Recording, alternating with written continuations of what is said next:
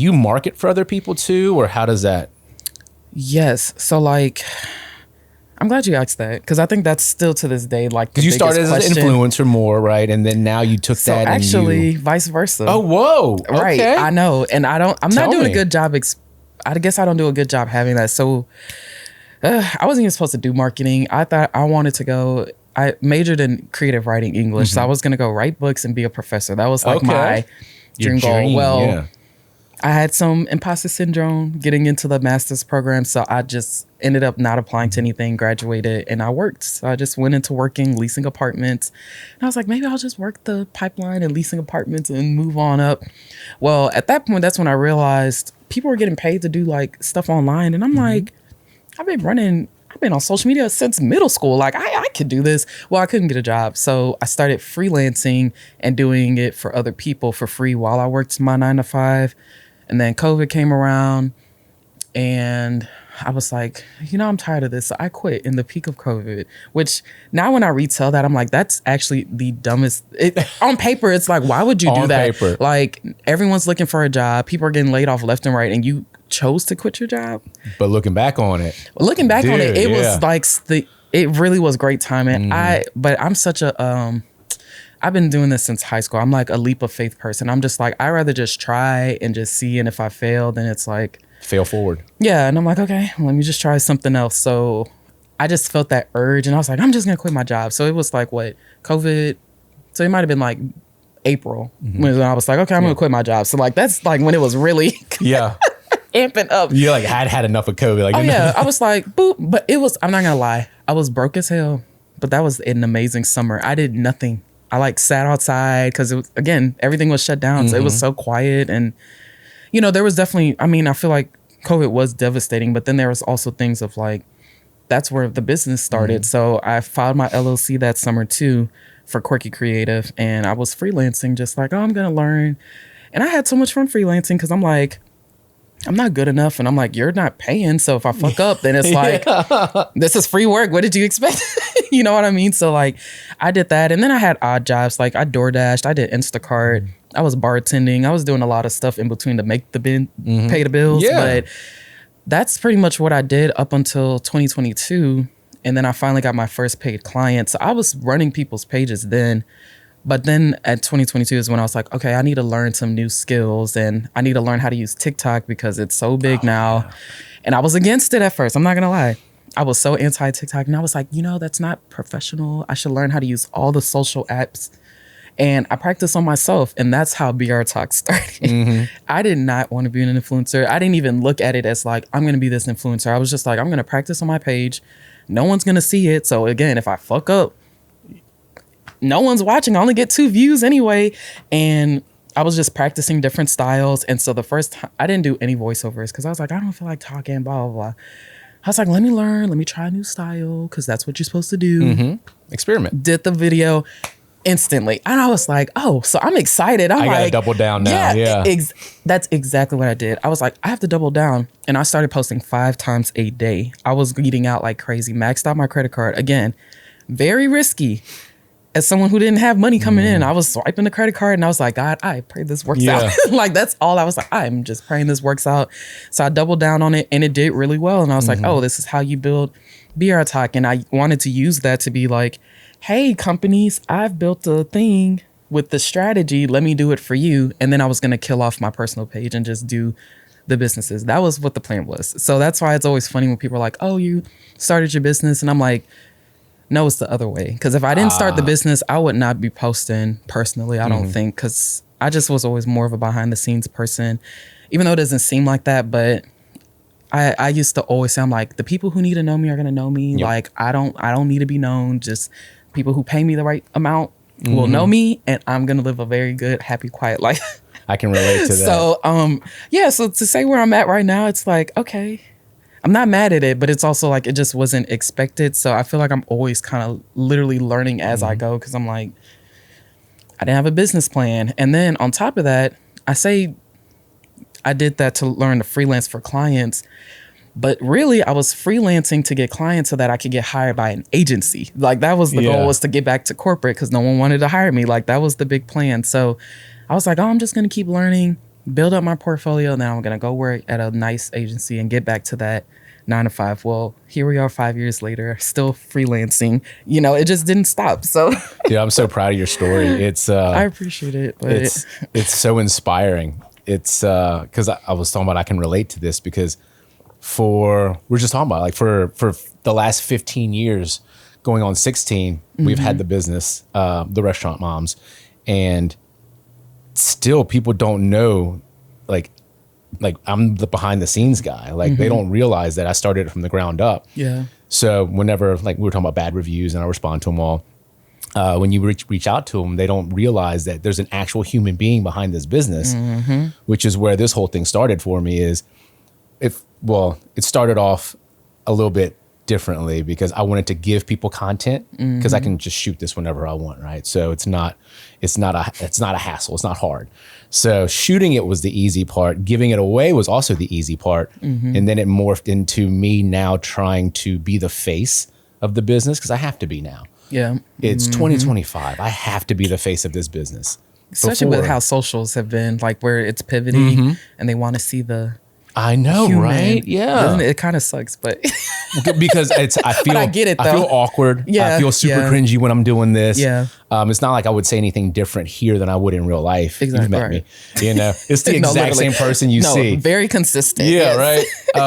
But at the same time, like I'm in my own head a lot. You know, which is why whenever I see you posting things, I think I said this the last time I saw you at the Queen, I was like, dude, that was awesome. Like talking about weight loss journeys and like just like vulnerable stuff, you know, very real things. Yeah. I appreciate that.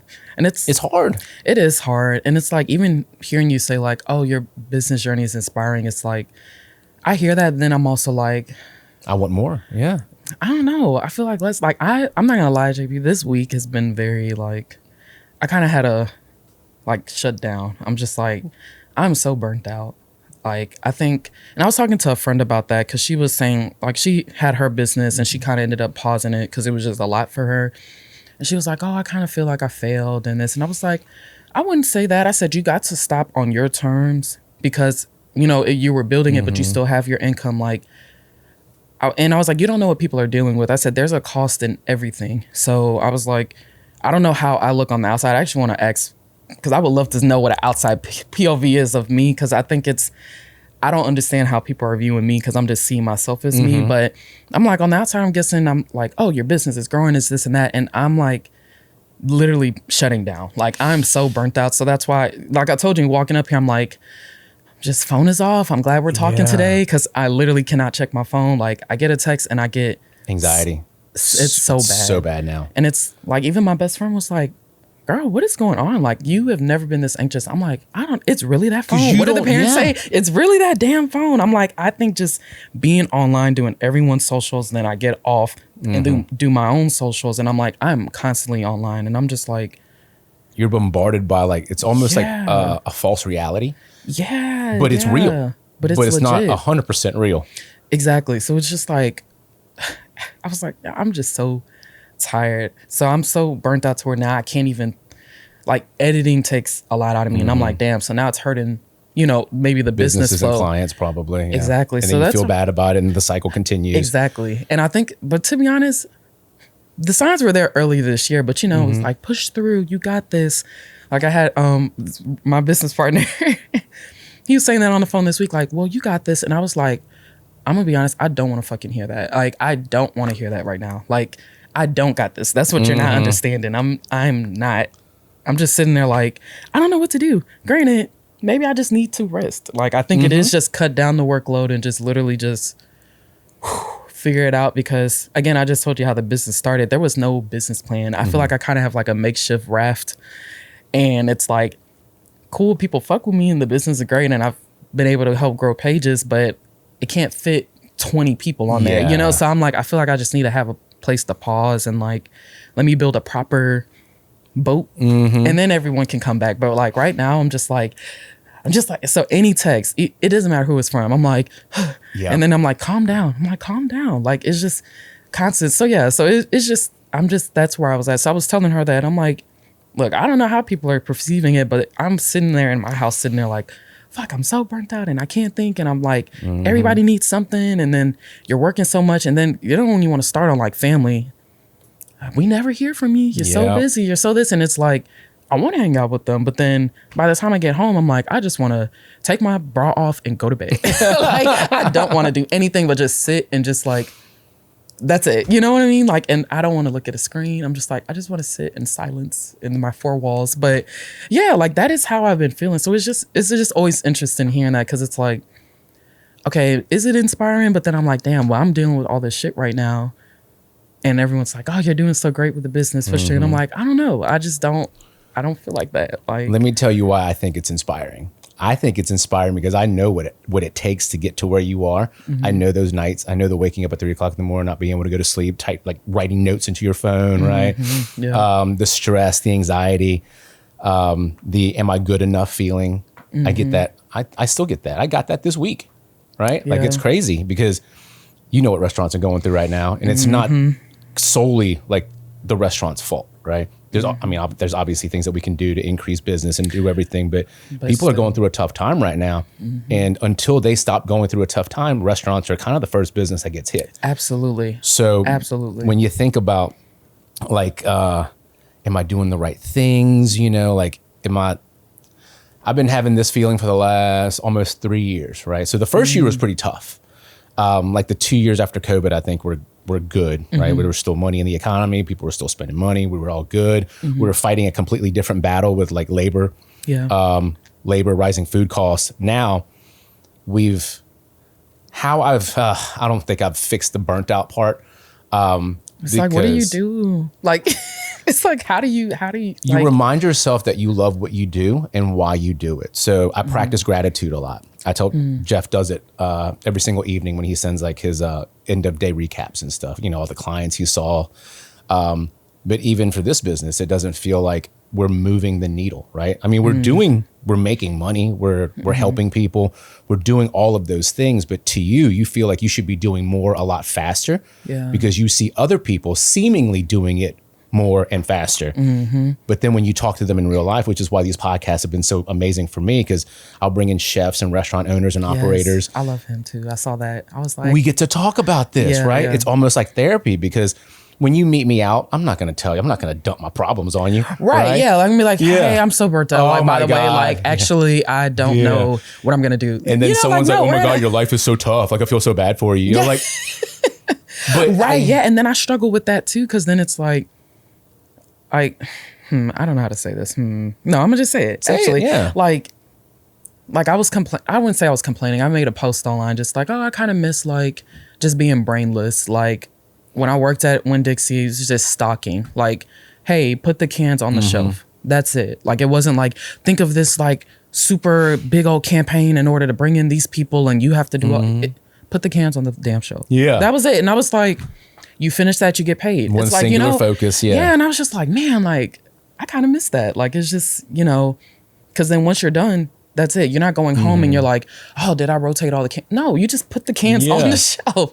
And so it's like, I had someone kind of like I've had not even just public comments, but even just privately, people just being like, oh, like, well, your life could look like this. Like, if you're not grateful. And it's like, it's not that I'm not grateful. I'm just also like, it's still tough too sometimes. So it struggles with that with like, oh, should I even say that, because life could be where it was, but I don't know. Like it's just kind of hard. People forget that life isn't. It's not binary. So it's not 0 or 1. It's a lot of in between. Sometimes you're a little bit more on this side. Sometimes you're a little bit more on this side. But you go back and forth. You can still be grateful and complain about things, right? You can complain about things and not be grateful. There's a lot of things that you can still do, and people don't realize, because maybe that's the problem with social media and I guess being so present all the time, is they expect a certain version of you all the time, but but people aren't the same version of themselves from a Monday through a Friday. This is so true. Yeah, but somehow they expect someone else to be, and that's the part that it's hard to live up to their expectations. But when you live up to your own expectations, then the gratitude comes in, then the thankfulness and the happiness comes back, right? Because I started off doing these, and my sister asked me, she's like, do you really think it's going to blow up? And I was like, that's not why I'm doing this. Like, this has nothing to do with anyone else other than me overcoming my own fears, my own insecurities, I'm not an in front of the camera person. I'm a behind the camera person. You know, I'm a behind the scenes in the restaurant person, right? Like I'm not this person that you see here, but whenever I find a fear, I like to confront that fear because it's scary. And I love that scary feeling. It hurts. It's gonna make me lose a lot of sleep. But when I beat this, oh my God, there's no better feeling than that. I like that though. You know? I don't think I viewed fear like that, but it reminds me of how I kind of view like, I say this so much. I'm always like, okay, one thing I like knowing my weaknesses because I'm like, at some point, I don't think weaknesses are a bad thing. It's not like I'm trying to fix them, but it's more so, okay, I know this is my weakness. Let me make sure I don't set myself up to fail. So if I know my weaknesses, like I am not a night owl. I wish I was, but I'm a lark. not. A morning person. Wait, okay, I'm gonna steal that. Like it's a chronotype. Literally. So there's different chronotypes. So look into chronotypes and then it'll help you plan your day a little bit better. Whenever people talk about time blocking and like everyone, when you look at your calendar, you want to be as productive as possible. I'm going to do this, I'm going to do this, I'm going to do this. But you forget that when you time block, you're probably in this like very productive state of mind. But once again, we're not the same person every single hour of every single day. Yep. And that day comes. So now I know that, and my wife's amazing at this. Once we get the kids off to school, like she brings them to school. So I get to stay home from 6:30 to 9:30 most days, right? And that's when my brain is the sharpest. So I can strategize, I can plan things out, I can get what I need done. Because once I go out, let's call it into the world, that's not my time anymore. It's someone else's time. Yeah. You know, it's time for my guests, it's time for my staff, it's time for my partners, it's time for everybody else, right? So from, it's usually, I start off my day probably, it used to be 4:30, but now that the sun's doing weird things, it's more like 5 right now. So I'll naturally wake up and then I'll get a workout in, and that's for me because no one else is awake. My kids aren't awake, my wife's not awake, no one's calling me with problems. So that's when I work out for me, for my brain. And then I help get the kids ready, get them dressed while my wife's getting ready for school, making their lunches. So when they leave, I have that time from 6:30 to 9:30 to be as productive as possible in 3 hours before I do.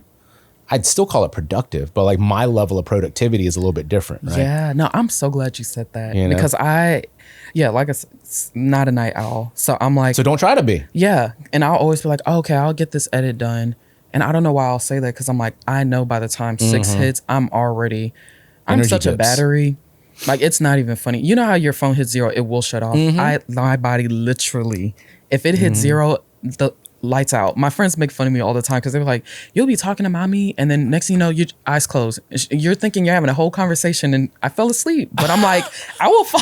But that's also why I don't like, I used to have clients that were like more in the nightlife. I realized I'm like, I can't do that because I would be so tired. I'm like falling asleep driving. That's really scary. So I'm like, okay, now I know I can't work with, I just can't do late night stuff. Like I can't stay up. I'm just very tired. Yourself better now. Yeah. And it's like I had to, but being, oh yes, it's a great opportunity. And then it's like, oh, well, you set yourself up. I don't want to say fail, but you're not a night owl. So why would you take on gigs that are like concerts that are going into 2 a.m? And I'm like, not for me. Yeah, see, you know what I mean? For me. Maybe during my LSU days. Yeah. Dude, I used to party like crazy. Oh, and maybe that's why I don't have it in me. I think I partied myself out all 4 years. I had the best 4 years at LSU. I continued it for a lot longer. I went to grad school because I thought I needed an MBA to get a job. Right? Wait, I did too. If I could go back, I would not get the MBA. No, I wouldn't either. I didn't do anything. I literally told someone I didn't do shit with it. I got my MBA and then I opened up a college bar in Hammond with my partner Trent, and then we got the house in Tigerland after that. And then like I was like, I'm not gonna say I'm over the whole partying part because it is still a lot of fun. Yeah. But White Light Night we went out and like we stayed out a little bit later. And I hurt till Monday. It was bad. You're like, oh crap! Like it made me rethink. Like it's really fun in the moment. I have a dopamine problem. So let's talk about it. What are you struggling with? Your dopamine problem? So when I was 20, I was diagnosed with ADHD, and then I took Adderall for 6 months. And then for those 6 months, I've never hated my life more. I was productive in terms of like what society would call normal productivity, like productivity. But I didn't have all of those fun thoughts in my brain. Like I smile to myself like an idiot when I'm walking down the street by myself. Like I skip, like it's weird. Like, like when I'm happy, I'm happy, you know, like I like to laugh, and I didn't have any of those like thoughts and feelings when I was on Adderall. So 6 months, I just went off. I said, nope. So I don't know how productive I was, because part of the whole ADHD thing is like you hyper focus on things. So when I really want to do something, dude, there's no stopping me. Right. Like I have superpower. Right. But when it comes to things like doing my taxes, like my partner Trent, like he does probably 90% of my personal taxes. Like how crazy is that? No, right. Taxes are not. Cause I will shut down. He knows that. And it's like, cause I say I'm going to do it. I know I can do it. There's something about it that like just makes you freeze. So I learned that you don't procrastinate because of the task itself. You procrastinate because of how the task is going to make you feel.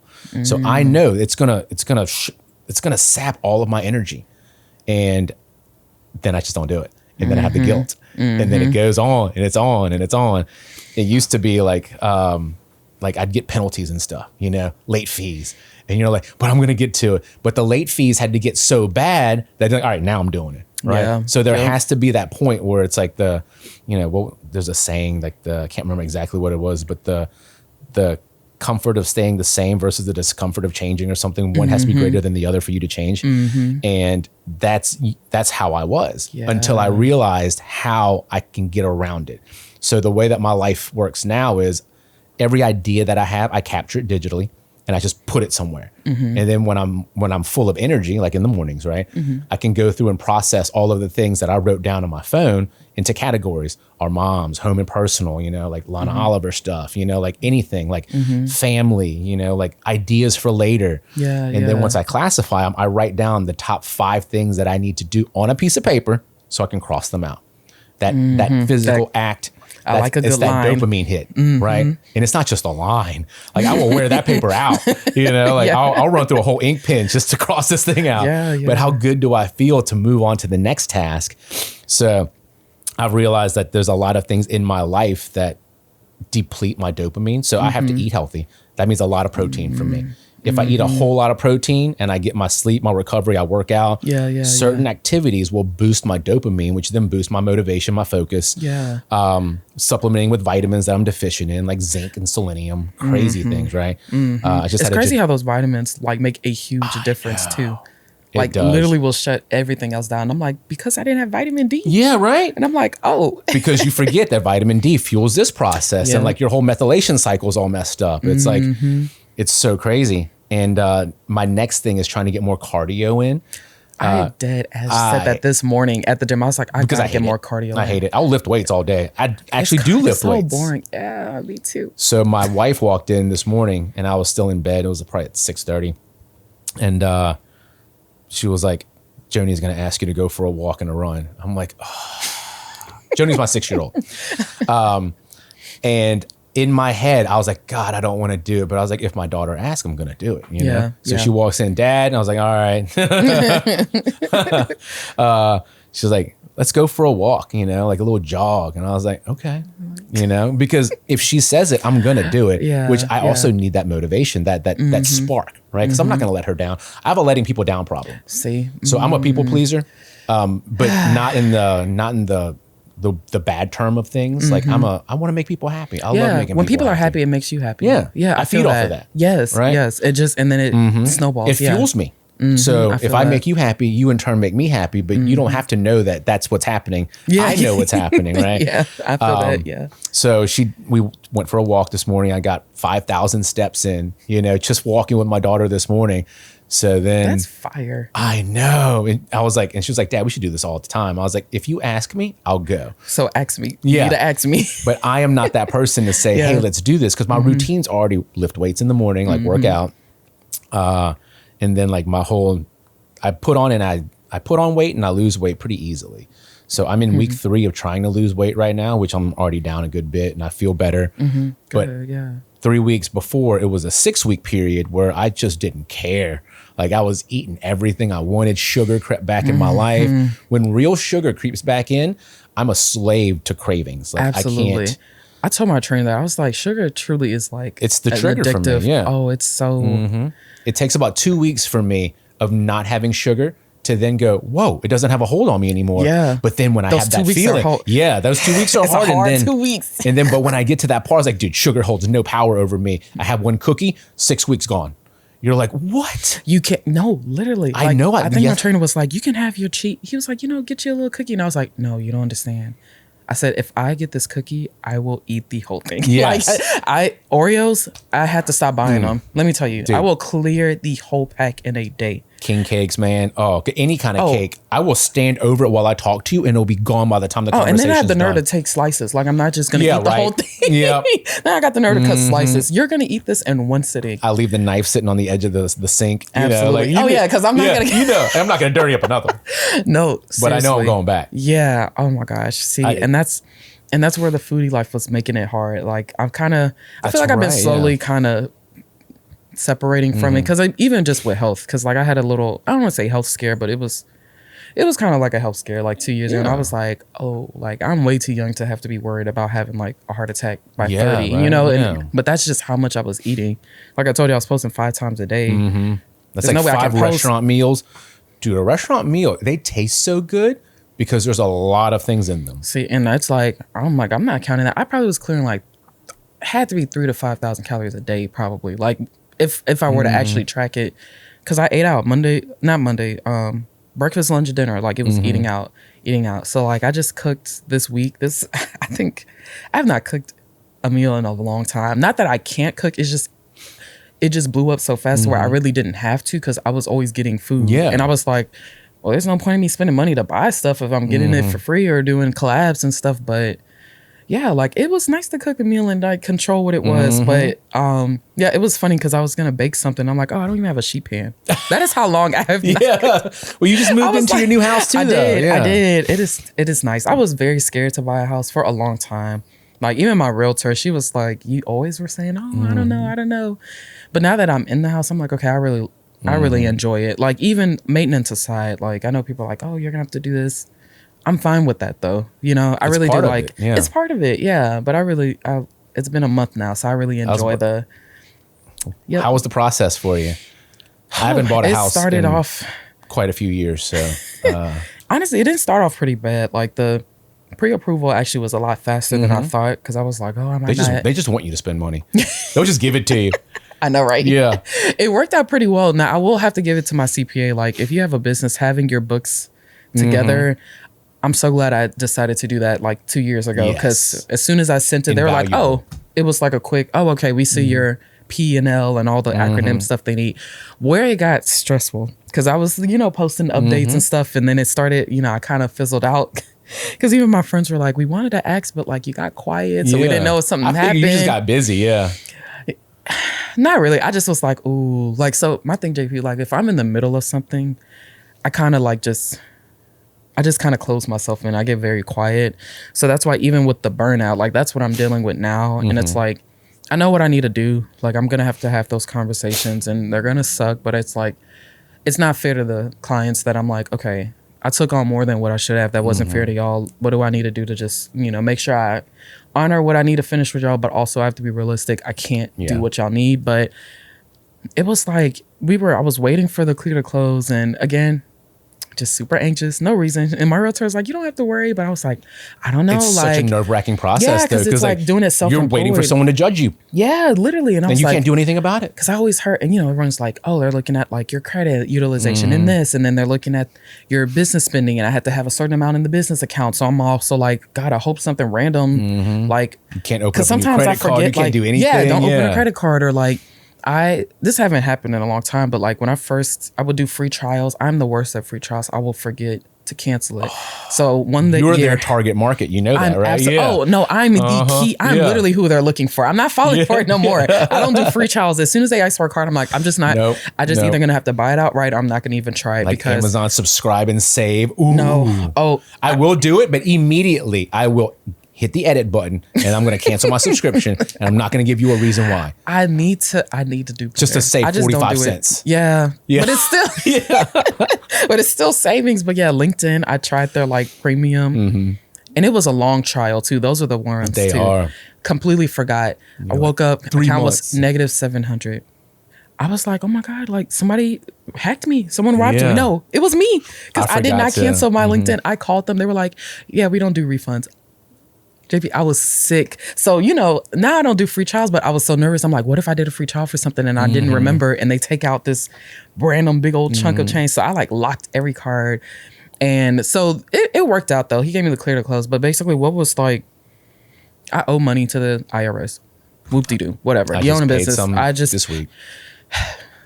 I pay every year. I pay all the time. And that no one tells you, what's that trend right now? Like no one tells you how hard it is to go from this to this. I used to get refunds every year. I used to love tax season. I'm like, I'm about to get this big old check.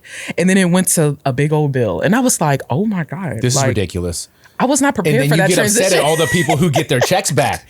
You're like, I can't believe that. Yeah, they're like, yeah, I just filed. I was like, I don't want to hear the word. Don't even spell file to me. I'm like, what? I was not prepared for that transition of that. So, of course, because I didn't know quarterlies, again, not having a business plan, there were so many things. I have to pay like 4 times a year so I don't accrue the interest.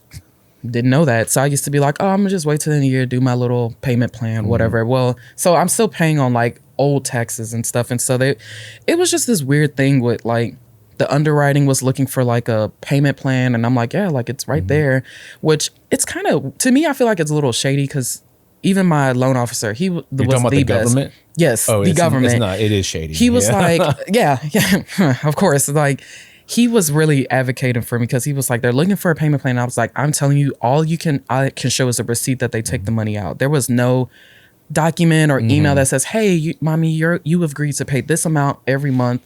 That's what they were looking for. And I wouldn't say was holding it up, but they were just looking for that. And I'm like, I have looked through every link I can find on the IRS. There's nowhere on there. Well, thankfully, he said he was paying for something. And so he pulled his up and he was like, I don't have it either. So he they were like, after that, he was like, okay, look, she's paying it. I'm like, y'all are hooked up to my damn bank account. You can see the money. Yeah. The IRS is taking their money. I promise I am paying my taxes.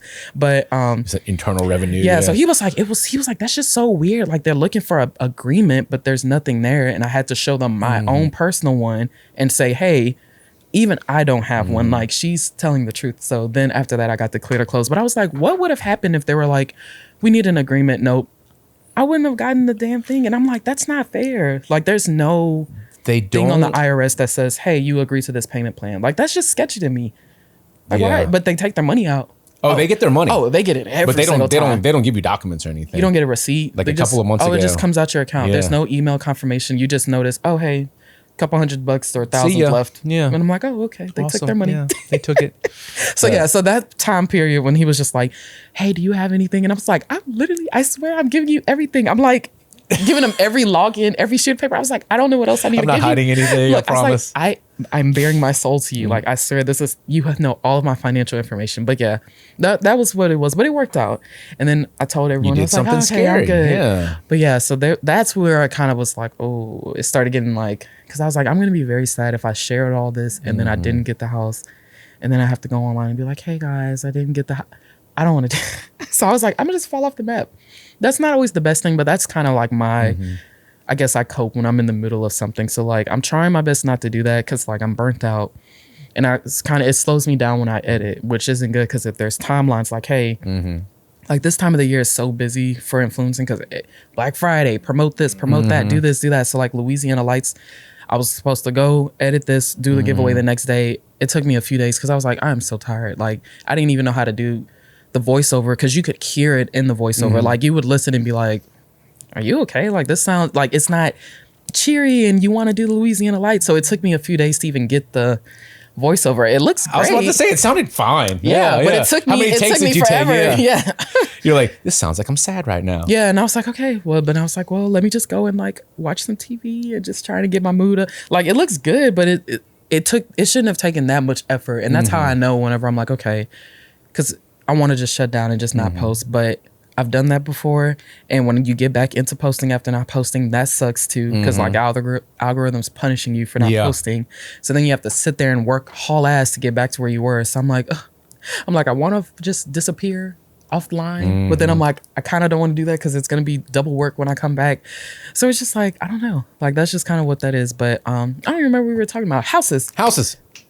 So yeah, I don't know. You know my conversations; they're all over the place. I love the house. I love having a house. It is really nice. It really worked out because I like older homes, but every house I was trying to get that was older, it wasn't working out. So the house I'm in is a new build. But I was about to say, it doesn't look like an older home. No, it looks very modern. It is extremely modern, and it's like I love modern too. So I realized I just was like, okay, I'm gonna add my like antique touches to it. I love antiquing. Oh my gosh, I haven't done it in a while, but I'll go and so I put up all this stuff on the wall. Like I think I posted that today or yesterday. I saw the cleaning one. Yes. Okay. Yes. So I finally put stuff up on the wall, and so even my brother was like, "Oh, this is cool. Where'd you get that?" And I'm like, "Oh, that's from the antique shop on Denham Springs." Yeah. And I went there one Sunday morning and I found a random racket, and I'm like, "I want that on the wall." So yeah. I was like, okay. That's what I'm gonna probably do. Just add those touches, but it's slowly, really nice. It's your house now. You can take your time. Exactly, but I'm glad. I really enjoyed it. I was scared for a while because don't get me wrong, I do like renting. I'm still very pro renting, but it's also there's pros and cons to both. Absolutely, and I realized it's just I like convenience. That's where it comes down to, and that's why I really liked renting because my landlord was awesome. Like I will always say that I loved. I was there for almost 4 years. My first landlord. Of course, I was nervous because everyone's like, "Oh, landlords are gonna do this and screw you over, and you're gonna have to deal with leaky walls." And I was like, "Oh my god, like I don't want to deal with that." So like he was amazing. I think once I had like an AC issue, they literally came next day. Next day, put a whole new unit in. I was like, "Oh, okay, great." There's so many good people in the world. There is, and so I was like, "Oh, this is awesome!" Like, and the convenience, like grass was cut. Pest control was done, all the things. So now it's me, I had to go up to the attic. Oh my God, it's so scary. I was like, okay, this is what my attic looks like. That's all you need. Just stick your head up. I was like, okay. That's enough for today. Yeah, or like I had to flip the breaker, which I already know how to do it from housing. I will say I'm so glad I worked in housing, and I know I'm kind of jumping around, but working in apartments is a great building environment. It is very stressful. You meet so many different people. I feel like that was one area I met maybe literally every type of person you could have met. So now I'm like, nobody scares me because nothing's scarier than you're not surprised anymore. Oh, nothing. You're like, you're this type of person now. Instantly. And it makes it so like I'm such a like category. Yep. And the minute I can categorize someone, I'm like, oh, this is how I need to move. Like, okay, now I don't have to like get my feelings hurt or be confused because I'm like, oh, you're just this type of person. Yeah, nothing's scarier than a mom who like drove 4 states over with her son to move in and their apartment was not turned to be moved and ready. And I'm just a little leasing agent and surprisingly all the managers have disappeared. Yeah. No maintenance crew or anything. You're like, I just got here. Like the most horrifying. I mean, and they take it out on you. And then sometimes there were ones who feel bad and they're like, I'm so sorry. I know this is not your fault. And I'm like, thank you, ma'am, because I kind of want to cry, but it's okay. But you did just unload on me for an hour straight just now. So sometimes like, and then that's where the people pleasing, like I want them to be happy. So I would sometimes go in and I used to like do the maintenance. If they were like, oh, the light bulb didn't work. Okay, I can unscrew a fucking light bulb. Yeah, and I'll do it. Or the breaker. Like I'm like, oh, it's just your breaker. Went and flipped it. So those little things helped me kind of feel strong, independent. I can go flip my own breaker. But the attic, I don't know. I don't even go in my own attic. It needs a few more lights, or I wish someone could like zhuzh it up so it could be like a cool loft type of thing, so it's not as scary. But it's so dark, and I'm just looking around like anything could be up there. Especially when you first move in, especially if it's not like a new construction home. Then you're like, is there a dead body up here? You don't know. You don't know. That's scary. I don't know. Even though that house was new, I still was like, they had like a little can. I'm like, what is that? And I'm like, oh. The construction guy left it up there. Yeah. You never know. There could be some sketchy stuff up there. I'm a very paranoid person. I don't know if you... I scare myself. Look, because I'm sitting here like, I don't know. I'm nervous now. When I shampoo my hair and I close my eyes, right there. I'm instantly... I'll have the towel nearby and I was like, okay, you're not going to sneak up on me in this damn shower. My kids do that. And I was wondering where they got that from. I was like, I'm right here. Like everything's fine. And then I'm in the shower by myself. I'm like, all right. Because if there's a draft... immediately I'm like, what's going on? No, literally, I had to get used to when you move into a new house, like the house noises. Like, so my old place was window units, so I was kind of used to just it always being on and the hum, and so I was like, wow, it's so quiet. And then like the AC kicked on, but I didn't know. So I was like, what was that? It's like, what the hell is that? And I was like, oh, your AC turned on. Like, girl, calm down. I don't know why. I can't watch. I'm not a good horror. Like, I don't anymore. I cannot do horror. I tell people that and they don't. I'm like, I don't think you understand. I don't appreciate them. Like I appreciate so from a filmmaking perspective, it takes a lot to make a horror movie. So right. I appreciate the filmmaking side of things, but I don't appreciate those feelings, like the negative vibes, they linger. Yeah. And I feed off of energy a lot. So me too. And that's probably what it is. Like, and then give me a funny movie, give me a cartoon. Absolutely. Give me anything lighthearted. Something, a comedy, like dramas. I can't do dramas because I want to fix their problems. Immediately. I'm like, really? If you just would have done this, like we wouldn't even. And then I was like, oh yeah, the miscommunication trope drives me. I'm like, just talk to each other. Just say something. Just call him and just tell him what you need. Yeah. But that's you got to create conflict, right? So that's how they do it. And you're like, oh, I don't. That's why I can't. To know. I didn't think you'd be. I wouldn't have assumed we'd have the same fears of the paranoia with certain things like horror. Yeah. I wouldn't have guessed that, but I like having these conversations because these aren't things that come out in normal conversation. Like you're not going to meet me, hey, I'm JP, I'm afraid of scary movies. Right. Yeah. Like I'm not going to say that, but yeah, I can't. Like I will never forget. I went and saw Paranormal Activity in the movies. Oh, I did too. With my cousin. Weeks. And I lied and went do you understand how hard it was to go to sleep? Because in Paranormal Activity, so I was like, I'm going to close the door because I don't want something to walk in. But then I was like, what if it's already in the room and now I've closed the door and I can't escape? So then I opened my door and then I was like, but what if it crawls in all night for a week? Open, close, because I could not figure out where I wanted. So then I left it as a creek because I was like, okay, at least I can run away. There's no reason for me to be living like that for a week. I think I was in high school or middle school. I can't remember, but I had an old school camcorder and I set it up and there was not enough tape to run through the whole night to catch it. It was so bad. And after that, I was like, you know what? My imagination is very vivid. So the dreams I have are they feel so real. A horror. I've learned to wake myself up if I know I'm about to have a nightmare. Like for some reason I can, but I don't think I'm just that. Like I don't know. The first thing I'll feel is like my chest kind of like start racing, and I'll instantly. It's almost like I'm talking to myself. I'm like, you need to wake up. I'm like, you're about to have a nightmare. You need to wake up. So I'll like force myself awake. It's the worst sleep ever though, because then I wake up and I'm like, damn, I'm tired, but I don't want to go back to bed because if I go back to bed, this nightmare is gonna happen. So. My best friend was always like, just go through it. Maybe you just need to go through the experience. And she's probably right. I'm not going to. Because then you won't be afraid anymore. We were talking about fear. So I have a saying so it's shaped how I look at things that make me afraid or that I'm scared of. It's, what was it? It's fear is afraid of you too. Because when you turn around to face your fear, it runs away. But if you don't turn around to face your fear, it's always going to be right behind you, right? So it's going to keep following you. That's true. So when you turn around, you face that fear, it's gone. So fear is afraid of you too, but it's a lot easier to say than it is to do. Yeah, that's true. But no, that makes sense though. Cause it's like, to be honest, it might not even be a nightmare. It's just a feeling. Yeah. You can't control the fact that you get feelings, but you can't control how you react to those feelings. That's true. We'll see. But until then, once again, easier said than done. It is. Cause the minute it happens, I'm instantly like, nope. I'm like, nope. I don't want to go through this right now. I don't dream enough. And I had a really vivid dream last night. I can't remember what it was, but it felt so real. I fell asleep with my kids upstairs and then I woke up like at exactly at 12:02 and then I went downstairs and I continued my dream.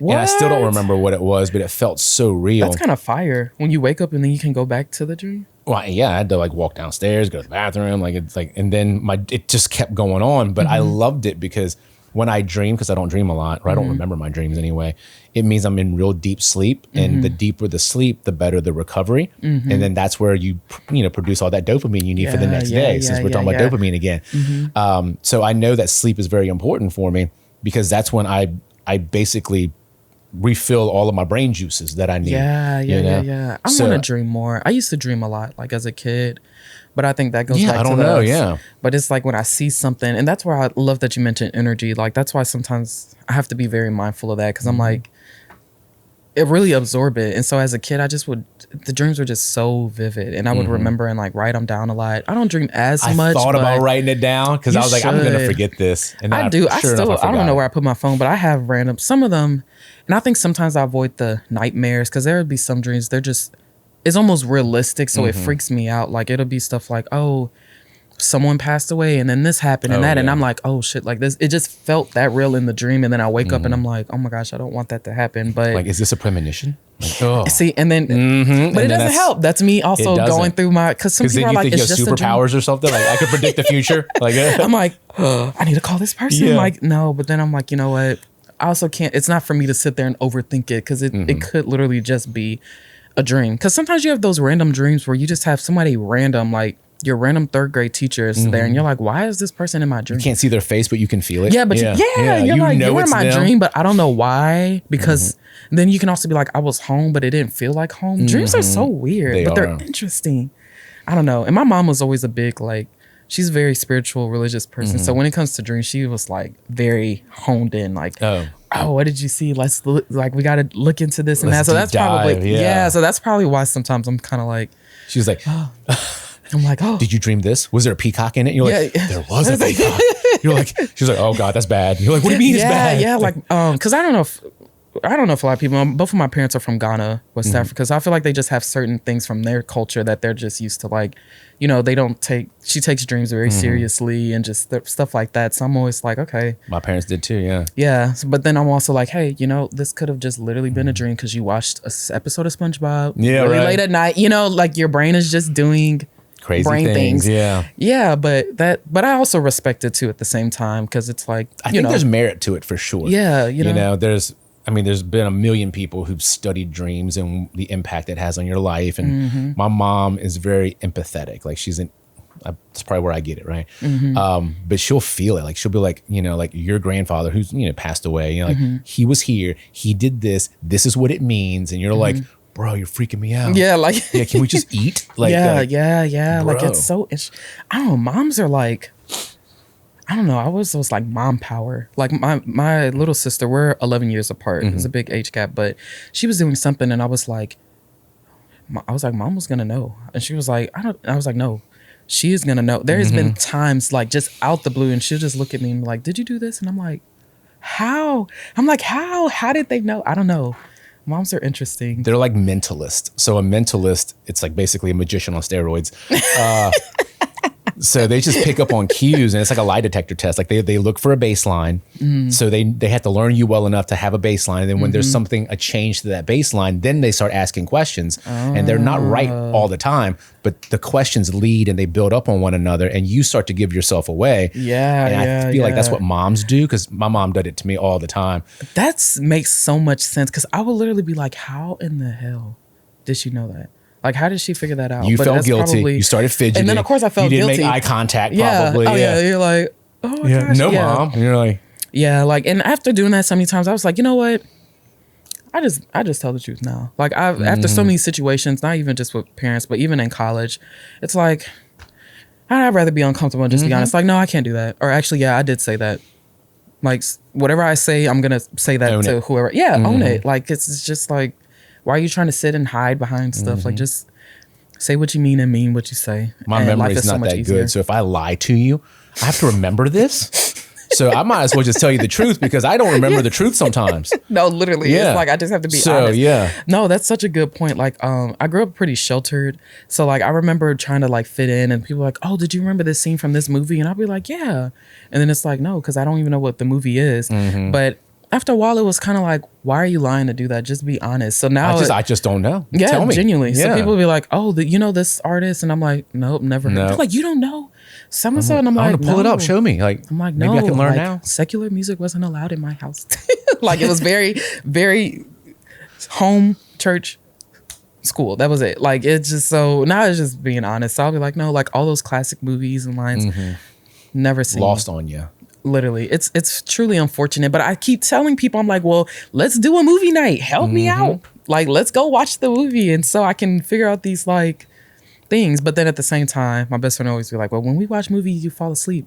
And I'm like, because it's nighttime, so let's watch a movie during the day. Yeah. Come on, it's not that hard. My wife likes to stay up late at night, but also, once again, very similar, strict Asian family. So it wasn't until I left for college that I did everything I ever wanted to do. Same. There's a lot of, yeah. So I and I didn't blow up in a bad way, like, kill people or get arrested or hurt people, right? But right. I probably drank a little bit too much, probably experimented with drugs that I probably shouldn't have experimented with, watched all the movies that I wanted to watch. But now I understand that there's a balance to it. That's absolutely, yeah. So I don't want to completely deprive my own children of that, but also I can monitor a lot of the stuff. Like, they don't need to watch The Exorcist. Okay, like, not at all. Like they don't need that. Yeah. But if they want to later, they can. But I don't have to cut out every scary movie or every experience, because I do feel like sometimes if there was a curse word in it, me. like my parents would turn it off, and now I curse like a freaking sailor. I was like, God. Me too. My mom's always, when they see my content, I know they're probably like, I'm just so disappointed. Like, I curse it from my own parents now. Like it's that bad. I don't think I got to that point yet. I'm still kind of scared. I don't curse at them. Yeah. But you don't curse at them. That's completely different. I curse around them. Yeah. And my kids curse now too. Like it's once again 6 and 3. They think it's funny, and I'm like, I know. It's kind of funny. Well, I can't be mad at them because like I say it. And they're like, well, Dad, you said it. And I was like, double standard. I can say it, but you can't. Right. I can't defend that one. Yeah. It doesn't go so far. My kids question everything, which is how I teach them is question everything. That's good, though, to do that. Like, I just... Think for yourself. Like, don't just do it because I said so. Do it because it makes sense. Yes. Do it because it keeps you safe. Do it for a reason. Because if you don't have a reason, I have a reason, we're doing it my way. Yep. But now she's come up with her own reason now. But that's a great parent learning thing, because I do feel like I was pretty green to a lot of stuff when I got to LSU, like even just down to basic, I don't want to say survival, but just like even just the reality of like knowing social cues and stuff, because it's they sheltered me from certain types of people. I wouldn't know that there's a bunch of like manipulators out there. There's like a lot of like liars. There's a lot of people who, because to me I'm like, no one would do that. Yep. And then it's like, oh no, people would actually do that. Probably like 1 out of 2 probably. Yeah. Or like the whole frenemies. I didn't think that was a thing. I had close friends. I still have close friends. Like I have like people who care about you, and then you start to have friends that don't really care. It's like, dude, why did you do that? Yeah, like truly, I always say I'm very blessed with like my best friend and the people I know, because they just genuine people. So to me, I just was like, oh, everyone has friends like that. Yes, and that's just not the reality. No. Yeah, and it's kind of sad to see, but yeah, like I do wish sometimes I'm like, you gotta let people experience things. So like at LSU, I remember, going out all the time. Truly not much situational awareness. Like, you shouldn't go to a kickback and get drunk and then walk down Astor all the way down to like, McKinley to go back to Kirby at 2 a.m. But we're like, oh, we're just going to walk because we can't afford an Uber. That wasn't really smart. Like, now that I'm older, I'm like, there was a lot that I'm like, girl, what are you doing? Or, oh, hey, like these people are going to the same kickback. Let's just get in the car with them. We don't know where they're going. We're just like, let's just go catch up. But at the same time, those guys are actually genuinely cool people. Still cool with them to this day. I hope they're doing well. But like, it's like at the same time, you're like, you took a chance. That's kind of strange. Yeah. So there was one other time we were at I don't know, it might have been Tigerland. Who knows? It's all shit always goes down in Tigerland. I don't know. Or it might have, we were somewhere. There for 6 years, so I know. We were there for something. And so like my best friend at the time, she was like people were arguing and stuff, and I'm like, oh my gosh, like, are they gonna fight? Like, I'm just like, oh, there's a fight, a bar fight. And she was like, we need to leave. She was like, I don't know. She was like, the air is getting kind of tense. She was like, we need to leave. I'm like, no, we just got here. They're not gonna do anything. Yeah, so just, they're just arguing. Like, they're gonna argue and they're gonna go back to drinking. No, that was not the case. So she finally convinced me. We go outside. Huge fight breaks out. People start shooting. I'm like, oh my God. I was like, what? She was like, I fucking told you we needed to leave. To this day, I'm always like, hey, now I don't even question it. I'm like, oh yeah, you know what? The air does feel off. Let's just go ahead. We should go. Let's just go. Like, there's a lot of people who are too drunk. A lot of people who are just very angry. They're working through their own demons. I have no idea what they... Yeah, like, it's funny to retell, but in the moment, I'm like, I should have left when you said, like, she's like, I told you we should have left. Like, this, you don't sit there to watch a fight. Like, no. But I was just so like, oh, it's my first time when out. You're young, you do. Yeah. And it's like, I've never experienced any of that. So it's just funny now, because I'm like, wow, I was so like, it's like you just threw a bird out into the world and you're like, okay, figure it out. So, but it was still good. It was good 4 years of undergrad. But yeah, it was a lot of mistakes. A lot of mistakes. That's like you where said, you learn. A lot of drinking, drinking too much. Like Pineapple Amsterdam, I cannot smell that without getting sick. Do you hear me? Don't even crack it open by me. I will get a visceral reaction like, oh, drunk way too much. That was at my first ever kickback. Drunk so much of it. Oh gosh. So now anything, as soon as I see it, I'm like, like I just get sick. It's just, but it was a good time. It was a great party, but I got way too drunk way too much. It's funny that you remember your first one. Mine's Hawaiian Punch in Malibu.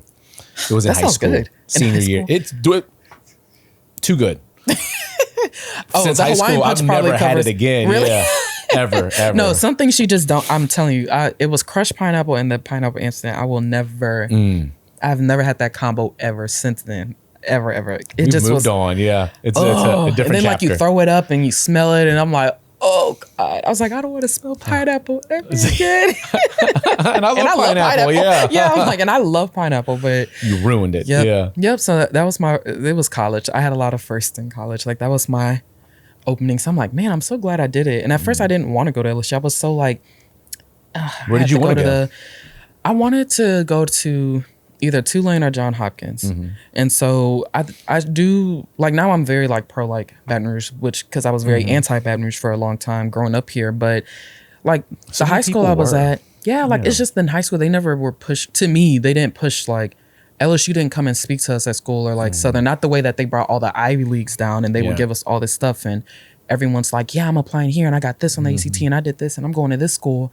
And then they're like, oh, you're going to LSU. And it's like... They talk down about it. Yeah, but then now that I went there, I'm like, why did they talk down on like LSU or Southern? Like, it's not like a very great quality school options right here in your own school, state. So at the time I was just like, dang, I ended up choosing LSU more like for tops and just like money. I was like, I'd rather just not go into debt, which I'm so glad I did that. I did not do that with my MBA. Another reason why I'm like, I could have done without it because I got it to get clients and then I ended up having 5 clients before I finished the degree. So I was like, I didn't need this degree. So I thought about dropping it, but I only had 2 classes left. So I was like, finish it up. Yeah. I was like, let me just finish it. I'm already in debt. So yeah, now I have an MBA. Do you put the MBA after your name? I do. And people are like, who does that? I'm like, I am, because that's the only use it freaking has now. I've been seeing more and more people do it. So I keep thinking of them. I was like, but I put it in my emails because I'm just like. But I don't use it. I mean, I own businesses, but I don't use a business degree. I told everybody, like, oh, so it prepared you for, being your own business owner. I was like, oh, absolutely not. Not one at thing. all. Other than like just like telling me a balance sheet existed, Other than that, I really had nothing. Truly. Like I genuinely put it on there so that I can feel better about going into debt. Like, because that's the only reason I think that I would put it after my name now. Because it just makes you feel better that I did this, and that's y'all will really know. all I get. Like what I've done is pay thousands of dollars. Yeah, right. You're gonna know I have an MBA. Whether You might I as use well it just or put not. dollar signs after your name, right? You know what? Yeah, let's just change that. MBA equals $3 signs. Boom, money. Like, yeah, it's just because I did the MBA online with the marketing concentration. The marketing classes were no, it was with oh wait, which program? The executive one? No, it was through LSUS. I don't know. It was just an accelerated program. That was intense too. I was like, whew, I don't know if I'd do accelerated again. Because again, I told you I went from creative writing and then I took an MBA. The most math I ever took was like advanced math. So when they threw me into econ and statistics. Ooh, statistics. I hated that one. Trauma. I was like, I spent hours on YouTube University. Deviation at all. Like not worth it. I hated it. And I remember asking my professor, like, hey, this was my degree. I need help. They don't give a shit. They're like, figure it out. So I'm on they YouTube. Don't even know. I'm on YouTube, like stats for dummies. Like I need y'all to break this down so I can pass the exam. Oh, accounting was probably my least favorite though. Yep. That's why I have a really good Those CPA. 3, yep.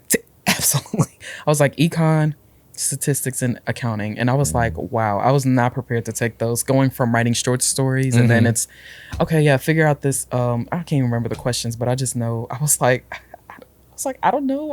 I'm just a creative girly. Like, I don't know why I'm even here right now. Like, I was like, why do I have this?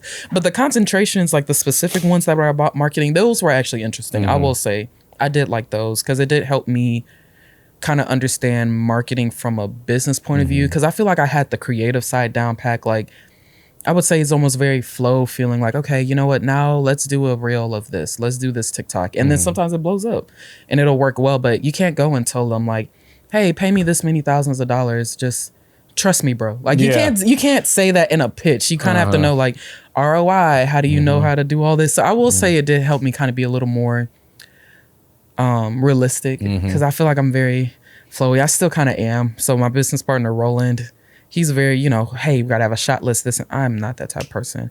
I'm not. I'm sorry. Yeah. I'm not. I want to know. It helps with the edit in the end. No, and it does. It does. And y'all are absolutely right. Blueprint. It's still, I still don't do it. But luckily he has learned me enough to know. I'll be like, let's just like get the vibe of this. And he's like, you mesh the two. Okay, so you have to mesh the two. You have to have somebody that cares about a shot list because it ensures you nailed the edit at the end. Correct. Because I'm not shooting for today. I'm shooting for when I have to edit this thing. This is right. Yeah. But then if you have a game plan, like a shot list, right, then you can be creative. Because after you get your wides, your mediums, your tights, or whatever it is that you need, and then you go, all right, cool. What can we do that's creative, right? What's an abstract shot that we can get that no one would expect? Yeah, you know what I mean? Like, and sometimes it's like I just know. I don't know how to do it ahead of time, but if I'm in the moment, I'm like, no, this is the shot, but I can't think of that 2 days before. Yeah. So it's, no, trust me. He's probably still like, no, you could do a better job with shot lists. I probably could, but I'm like, we've been working together for years now. You know how I operate. And don't chat GPT a shot list because it'll give you the most boring shots.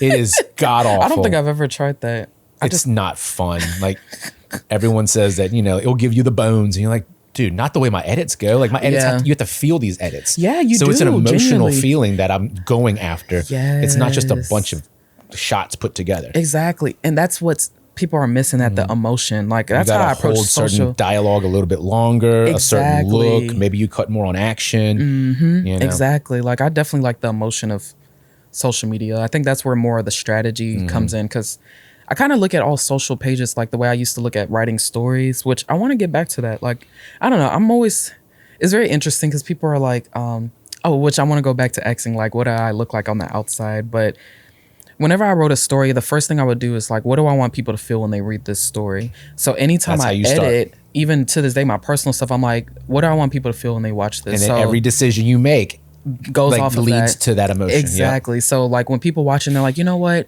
Maybe I should show some more love for my hometown. Like good. That's what I wanted you to feel. Yeah. Or you know what? This makes me feel so much Christmas spirit. I haven't been to a Christmas light show in forever. Let me go to Louisiana Lights. Like it's that feeling versus just, okay, we want to put emotions it in drive people. Absolutely. Not and logic. Sometimes it's like, that takes a little more time, but it's like, I want the emotion of stuff. But it's probably why your content does so well.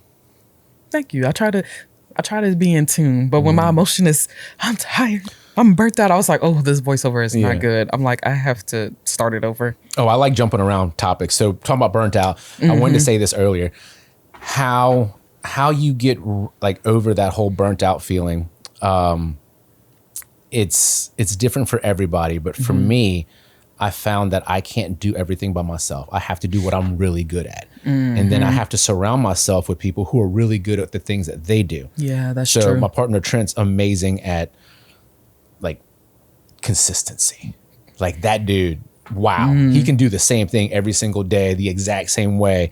I mean, that's how you get the results though. Like that is exactly what works. Damn. And I love to do something different every day. And I'm completely the opposite. So I get to focus on the things that change, which are people. People change every single day. So like how like training and quality and like food and like all of those things that are fun because they're different every day.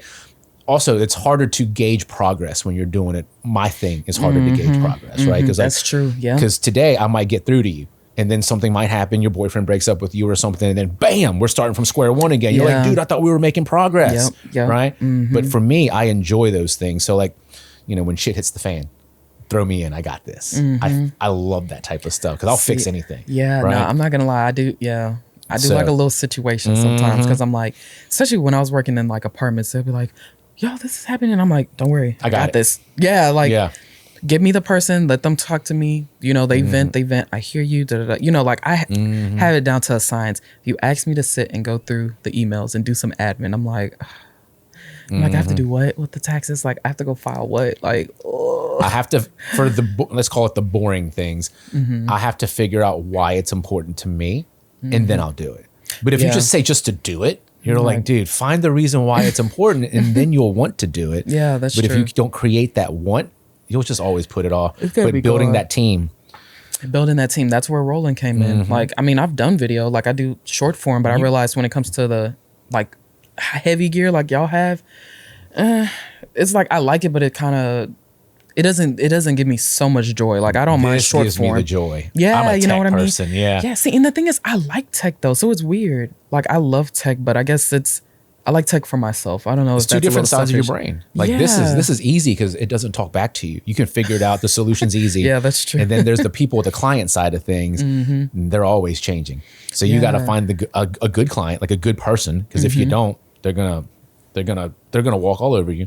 Yeah, they're that's gonna true. treat you like crap. You know, like it's those. Right, like they want to pay as least as possible, like the little amount, and then they want you to do everything. And you're like, you only paid me $100, dude. Yeah, like I don't know what you think you're about to get for this. My first year was a lot of that, and I was like, oh, but that's why you price yourself where you need to. Like it's not, oh, I don't want to be expensive. Like it makes to make stuff operate properly. It has to be at this price point, which is just. If you don't want the headache, if you don't want the stress, if you want to make sure that someone's going to show up on time, give you exactly what you're looking for, bro. Pay the money and I'll do it for you. Exactly. But you can take your chances. You can hire somebody for $100, but they might not show up the day of the shoot. I've had so many people say that. No, I was gonna say, that it happens a lot. Yeah. A lot more than you would think. And I'm like, oh, yeah, like that's so it's just getting the right team. So that's when I'm like, oh, I just need to go back to the system. So that's what happens when you try to your plan was always about like I wanted to go back to work at an agency. Like I was always like a 9-to-5er at the time. Like now I definitely value entrepreneurship, but I was very against it too. Like I used to be like, I don't know why anybody would own a business. It's so stressful, Like that's what I used to think. So it's hard to build a business when in the first 2 years you have that mindset. Like in the back of my head, I still had that like, I don't want to own a business. Like it's so stressful. So subconsciously I probably was still because you didn't really want it yet. Because I didn't want it and I didn't really value it for what it was. So it's like I'm kind of like poisoning it for 2 years. I love that you said that. Yeah, until now then when I finally was like, you know what, let me take this seriously, and business boomed, which is great. But then I'm like, oh shit, I didn't clear the weeds from all the few years of just being like, oh whatever, I don't really care, I'm just doing this until I can go get another job. So now I'm kind of like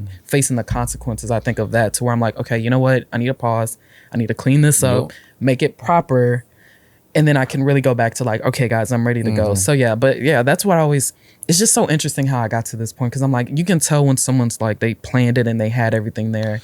But mine, it just kind of happened. I don't know how true that is. Like we're just saying that because there's not many people that own businesses that I know that things have gone exactly to plan. They don't. Okay. Business doesn't go to plan because it just doesn't.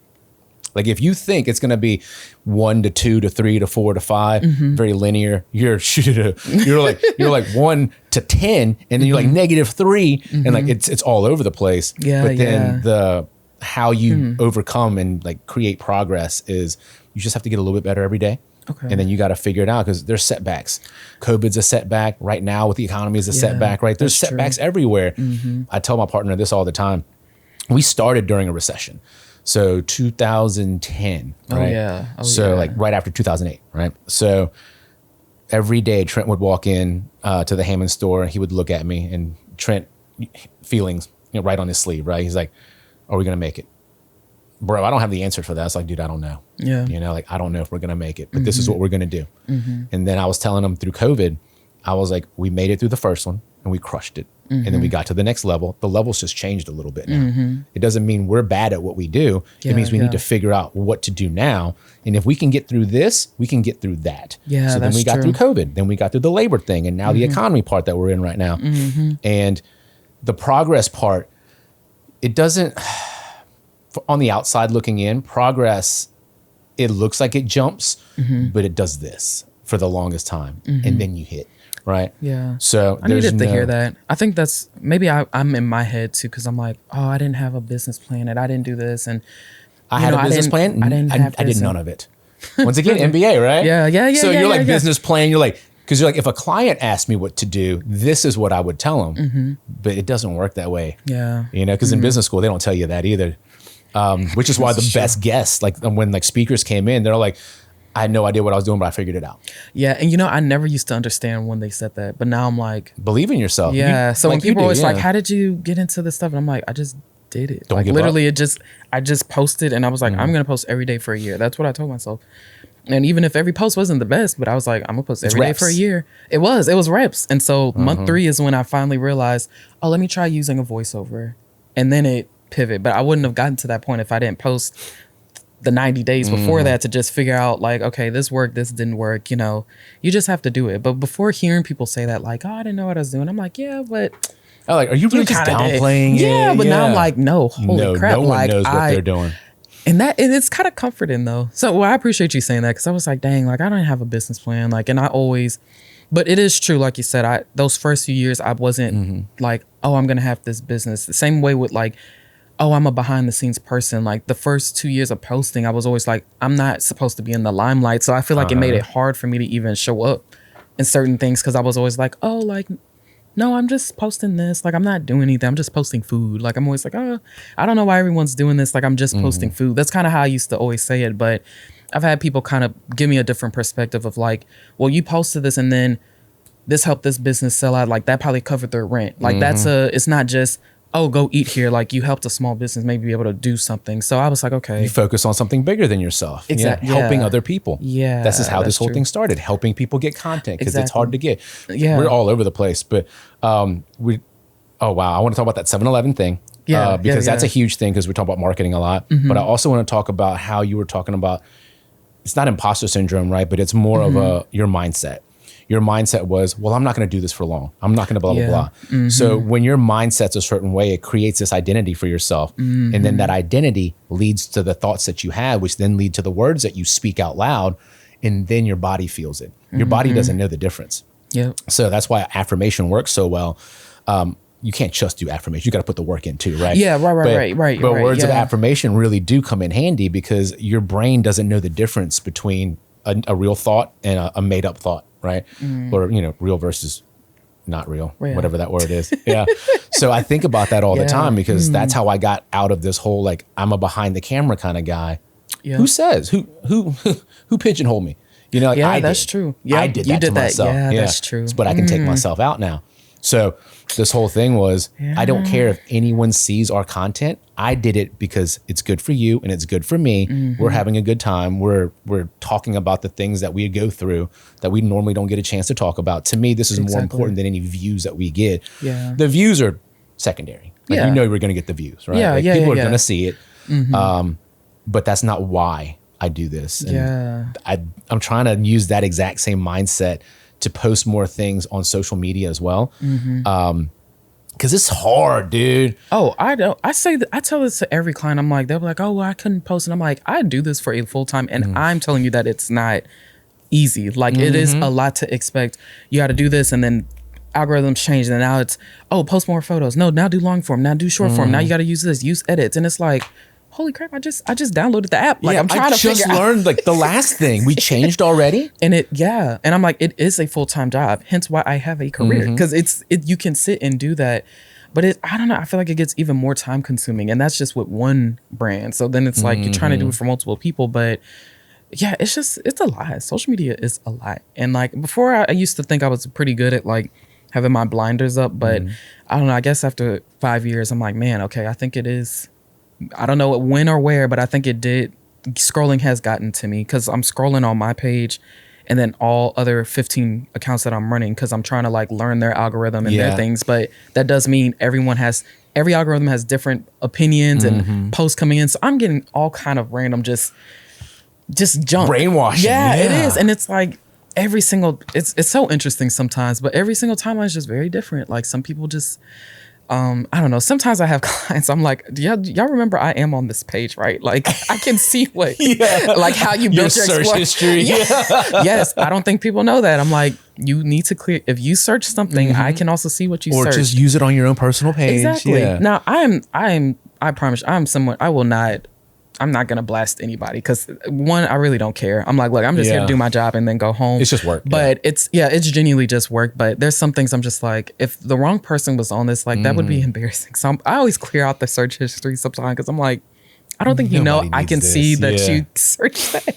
But yeah, it's interesting. No one talks about that side of like being on the so a lot of people pay for trust because all the Absolutely. like my accountants or all the people that work with me, you know, like definitely that account. Oh yeah, my CPA. I'm always like, you he have probably access saw to my that. entire life. Like my partner has access to my entire life. Like I don't hold it. He knows all of my passwords. And if he doesn't, he could probably guess it within 3 tries. Yeah. You know? Right. So it does come with a level of trust. And I always, I mean, that's in the contracts, but I always emphasize it too. Cause again, like I said, I'm like, it's just work. Like I have too many things going on. I promise I really don't care. But at the same time, I do want them. No, not at all. Like I can't, I've seen some things, JP. I'm sure you have. God. But you know, I just charge it to the game. It's part of the industry. It is. It's like Hollywood. I'm like, you know, you just see some things and what happens in Vegas stays in Vegas. I don't share anything at all, but I do want these business owners to remember this is still, if you hire someone to be on your account, like we can see your DMs, we can see the stuff. And it's not like searching it. Like I think the first time I accidentally saw something is because I'm sure you get notifications on your phone too, right? So I keep notifications off now. So that's also where I know I get known as like, I don't respond to anything, but I'm like, y'all don't understand. If I'm logged into 15 accounts, every second it's showing who liked, who commented, who DM'd, who shared this, who did that, who's your calling phone will you. die just from the vibration. Oh, literally. Oh, my phone's always dead. It's probably dying now. That's why I put it over there because I was like, oh, it's at 10%. And it's like, what, 9 o'clock? Yeah, right. But yeah, no, so I turn off all notifications now and I have to just go when I'm ready to look.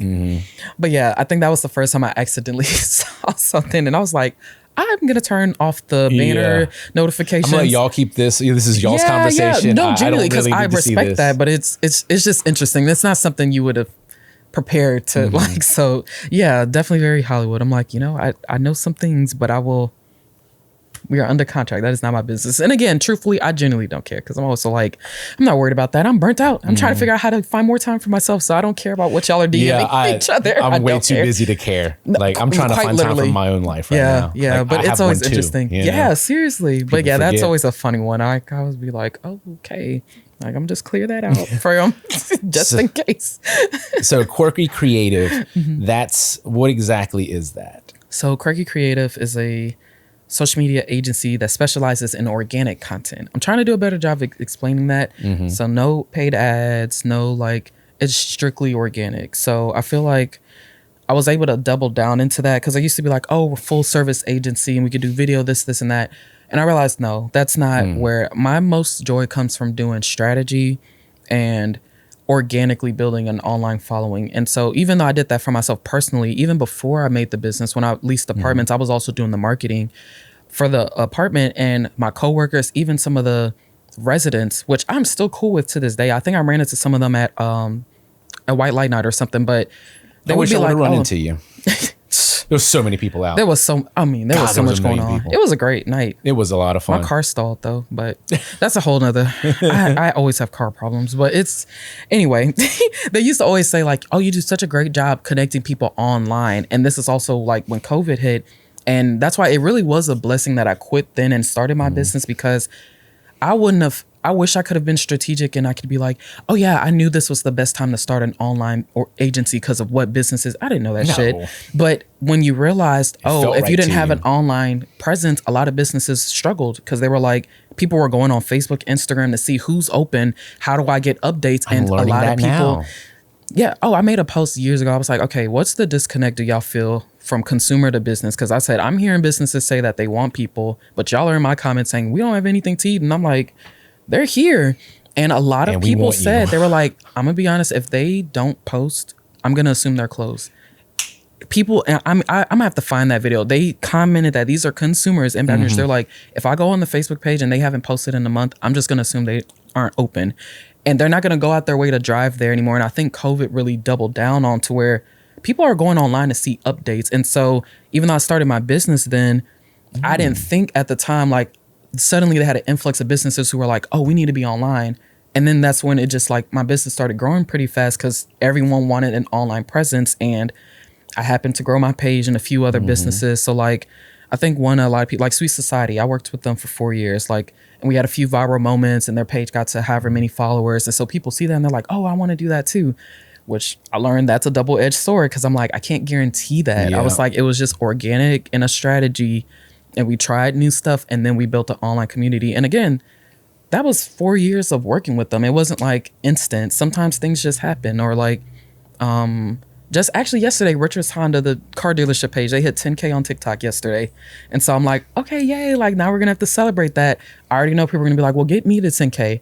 Well, that took like a year and a half. And I was about to say, also, that's always my question is how long did it take you to get there? For everybody was different. So theirs was a year and a half, I would say, for TikTok. Sweet Society, that was 2 years maybe. Crafted Nibbles, they got there in maybe 6 months. But I do think every industry matters, what you're posting, because like Crafted Nibbles, it's a build your own charcuterie. It's such a unique concept that I think people aren't are just those people interested. very like not just local but active locally? They are, and Yeah. and it's And also that's- yeah. I'm so glad you brought that up, because I had a one of my clients was like, yeah, so and so said that they love working with you, you know, because you work with people and then they blow up in this, and I had to tell her like, these people also, it's the business. They're like it's doing other literally not, things, it's literally not magic. Like I know, I mean, I love that people think like that, but I'm not doing anything magical. Like I said, it's organic strategy, and 9 times out of 10, they had their foundation ready. Like you said, they're very active in the community. They had their logos, branding. They had a whole brand guidelines. Like when they hired me, they were like, here, these are our brand guidelines. Boom, clue. I knew exactly who they wanted to talk to, the voice, so it made it easy to just execute it. I always say I'm more of an amplifier. I'm like, I amplified something that's, if you made something good, it's easy to amplify it. People are going to listen. So, and I hate to say it like that, but it's almost like if I'm amplifying crap, like there's only so much I can do until you sit and you get your stuff together. So, you know, same thing with like the dealership. Again, that was a year and a half. Luckily though, the owners and the managers, they're like, we don't want anything serious on this page. Like we're already paying thousands of dollars to do all these ads and real ads. We want to hit a younger audience. Just literally go in there and do the fun stuff, which I love, because I'm like, great. Like, it's very, and it's, I mean, the first video, I've never gotten this many views on my own personal stuff, but on Instagram, they got 39 million views because we went and did a bubble break. I mean, I went to Target and bought $3 bubbles, and I went there and I was like, hey guys. I remember that one. Yes. Like, and it's hilarious because Instagram was dead for the longest. Like, I think I saw the screenshot. They only had a few hundred followers. For them or or just in general?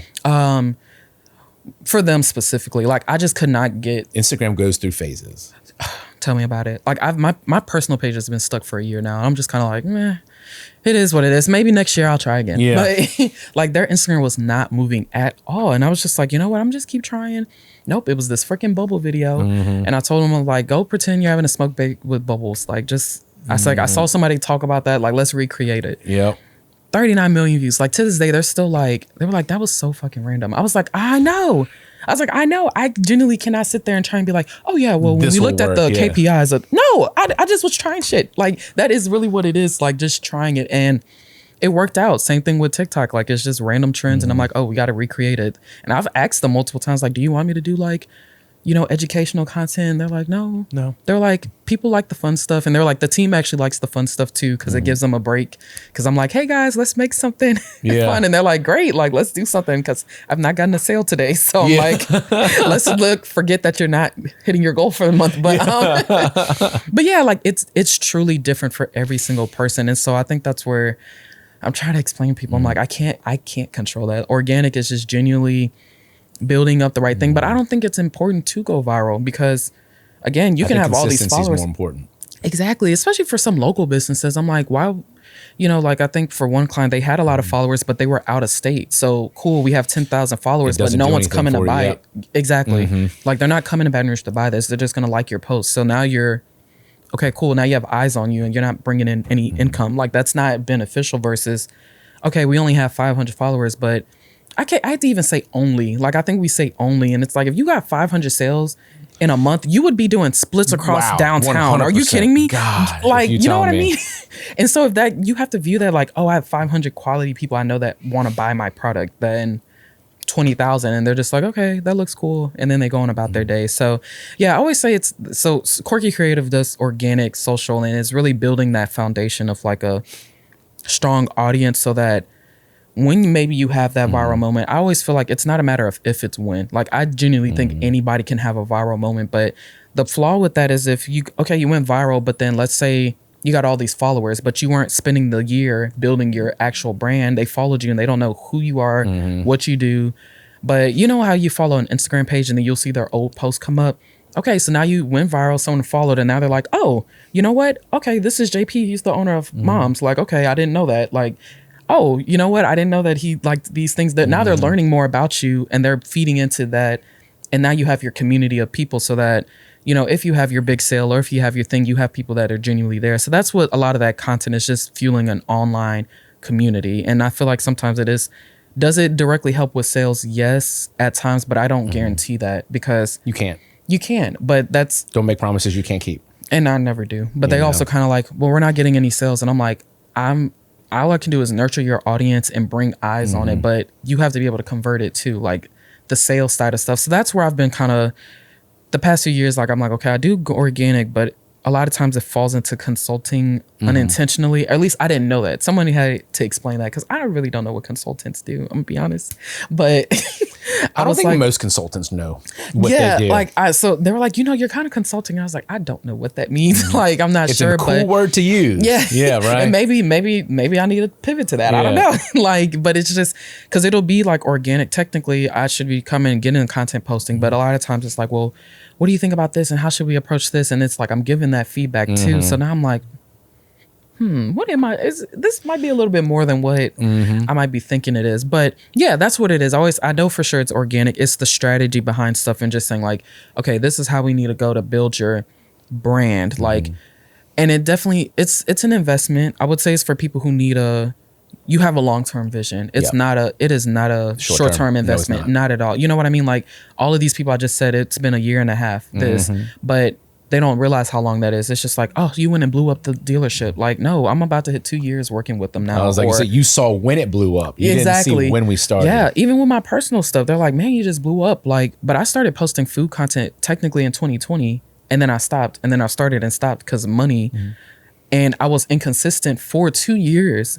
And then in 2022, I gave it another try, and I'm like, I need to be consistent after I got a stable job. And then I was like, okay, let me post all the time. But they don't see that, oh, I spent 2 years on and off trying to figure out how to do that stuff. So, you know, people see the end result, but I'm like, it takes time. They see the 225 article where like influencer of the year. Yeah. And it's like, those stuff are exciting, but like, people don't realize too at the same time, like when I first started BR Talk, they had someone who was like, I'm gonna have to find her email and thank her again, but she was pitching my stores like, oh, she's helping local businesses.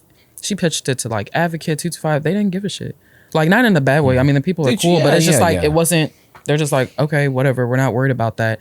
Like, there was a lot of times where I just was doing stuff and I felt like, oh, I think I'm making an impact, but there was no limelight. No one wanted a spot like that. But that's where I love that you said it's not about the views and stuff. I was like, I don't care about that. Like, I know if I go in here and post it, it's going to help this business that's someone's dad, someone's uncle, someone's whatever. If we get one sale, that's all. Yeah. Dude, yeah. cool like, I want to that. make sure they get at least the money back from maybe from the trade of the food. Like, I want to make sure you got that value, and not just one sale, someone who's now going to be a consistent customer. That's the biggest thing. So like, of course, now I've seen the accolades. It's like, it's exciting, but I'm also like, I've been doing this shit. Like, we've been like, now you're listening, you know, like, so, and it's like, I feel like people just need to remember that, like, remember where you're at. I would still be doing the same thing, whether it was there or not. Of course, it's definitely exciting because I'm like, finally. I was like, I've been wondering when y'all were going to listen. Yeah. But it's just always interesting. So I always try to tell people that, because I'm like, you got to focus on you. Like, it's going to come in due time. Like, but it took years of building my own community and stuff. It absolutely does. But yeah, it's a long-term thing. It takes time. It's not a short investment at all. So that's why at first I struggled to figure out the ideal client. So I was just taking anyone. But now I know too, like, where I'm like, okay, I'm not a good fit for you. And not even in a bad way, because I hate. Not everybody's for everybody. It's not. Yeah. And then it's like, I realized too, again, you know, unlearning I had to push for not wanting to own a business. So I'm like, if I'm gonna own a business, it needs to work for me and like the people I like to work with. But also, I don't like to just charge someone and then I feel like I fell flat back to the people pleasing. But more so like I always say my tagline, I'm like, your success is my success. I'm like, I'm not happy unless they feel happy, because it's like, what's the point of me putting all this work in and you're like, I'm not feeling it, you know? So I always try to really want to meet my client where they're at, because I'm like, I feel my best when you're at your best. Like, oh, we hit 20K. Great. You're happy. I'm hella happy too. Or, hey, we hit 1,000 followers. I'm happy. Great. I'm happy too. But that's why sometimes if I was charging them and then it's like, maybe I'm realizing, oh, we're not a good fit, I will instantly be like, hey, I don't think you're getting your money's worth with me. Like, maybe you need to go with someone else, because it's not about just charging the biggest amount. Like, it's just what works for that, which is why it goes back to pricing. That's why I'm like, it's priced at this way because genuinely that's what it costs to run it. Not just, you know, I think marketing agencies and creative agencies get a bad rep. You know, they're like, oh, they're just trying to charge you thousands of dollars. There's so many of them now too, though. Yeah, there's true. Anyone with an iPhone, all of a sudden, I have a marketing agency, and you're like, do you know the first thing about running a Google ad? Like, do you know, like, oh yeah, oh, and I'll always be honest, like, hey, do you do any ads? And I'm like, the most I know is probably what you know, and I go to the tutorial on Instagram and I do boost ad. I don't think you want to pay me to do that. Like, I will be honest. Yourself. No, genuinely, I'll tell them like, I really don't have experience with that. Like, it's not my forefront. Like, work with someone who does ads, you know, or same thing with like, you know, I'll do photo and video, but it's like, I realize I just like it as a hobby, not just with the eye of stuff. And then like the editing side of like the professional stuff is where I shut down. I kind of get like, I don't feel like doing it. That's where Roland comes in. That's when Roland came in. Like, after a while, I think it might have been last year, we were like, you know what, let's give this a try. I was like, anything with video, especially if it needs to be a certain look, not just my iPhone, like, okay, cute, haha, like we did a TikTok dance, let's call it a day. I was like, I want you to handle that. So this year was our first year doing like a lot of like that, which I think it works very well. I hope. I don't know. I liked it. I hope you liked it. We'll have to ask Roland. We'll have to bring him and ask too. But yeah, that's where he comes in. So it's like I'm wanting to continue to find those people to like fit those things in. Like, I've had a few people inquire about podcasts, and I was like, I don't know why you're asking me, because I don't know the first thing about hosting a podcast, the planning, this, all of the things. But yeah, it's just good to have those like things, like just, and that's why I don't even want to call creative an agency. Like, I've been trying to find a new word, because I feel like you hear agency and you think like all this, and to be honest, maybe it's my fault, because I'm like, it's really just me and a small team, and we're just like very boutique. So I don't know, I gotta find a new term, because agency is not full service, because I'm like, I'm strictly focusing on organic strategy. Is that what agency execution means? I'm not even sure what agency means. I don't know, at least that's how I feel like people are like, oh, you're an agency, you handle, like, it's very all encompassing. And I'm like, I feel like it's broad, but I don't think any agency does all of it, right? Like, it maybe can't. not. Can one do it? I don't know.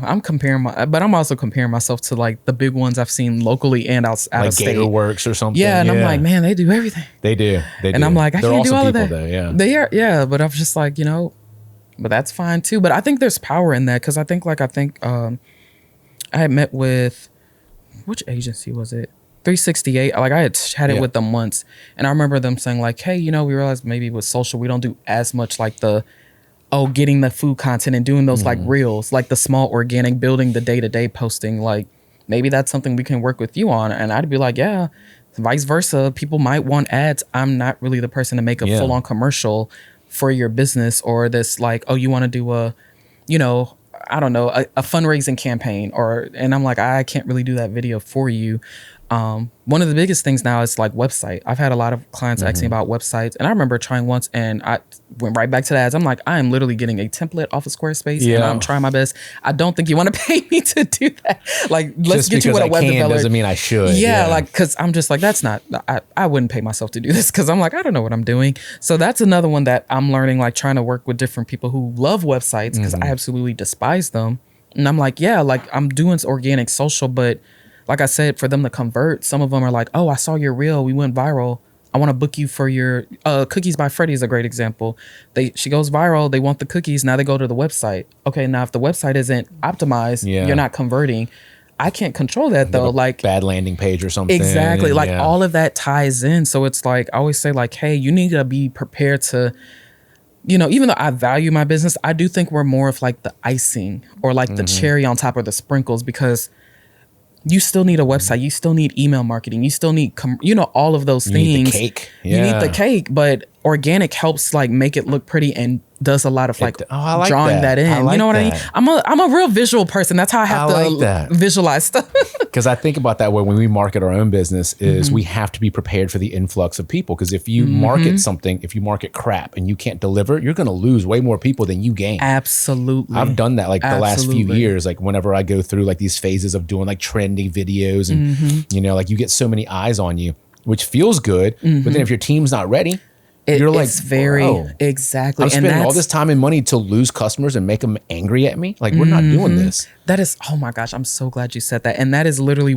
that's how I know sometimes when I tell people like, you're not ready to work with me. Not in a bad way, because it's like, that's why I always tell them, like, you want to go viral, but you can't even handle. What if you get an order for 10,000 cookies, just as an example, and you only have enough to do 1,000? You're technically losing money because now you have 9,000 people who want you, but you're not even ready to scale to that point. So it's like, just be prepared to take what you can take on, because you don't, you're getting views to not do that. Same thing with restaurants. I'm like, all right, now I can guarantee going viral, but if this decides to go viral, can you prepare to make 10,000 pizzas because everybody wants this one pizza? Like, are you prepared for that? Some restaurants are and some aren't. So it's like, I'm glad you point that out. But yeah, that's kind of how I would describe my That's why the team is important. I've got a team right now that is trying to, not trying, we're succeeding now. Yeah. But putting the right people together is so important, because you can bring in good people, but they're not aligned on the same vision. Yeah. And if they don't want the same thing, or if they're not willing to work as hard for the same thing, doesn't make you a bad person. It just makes you a bad fit for this company.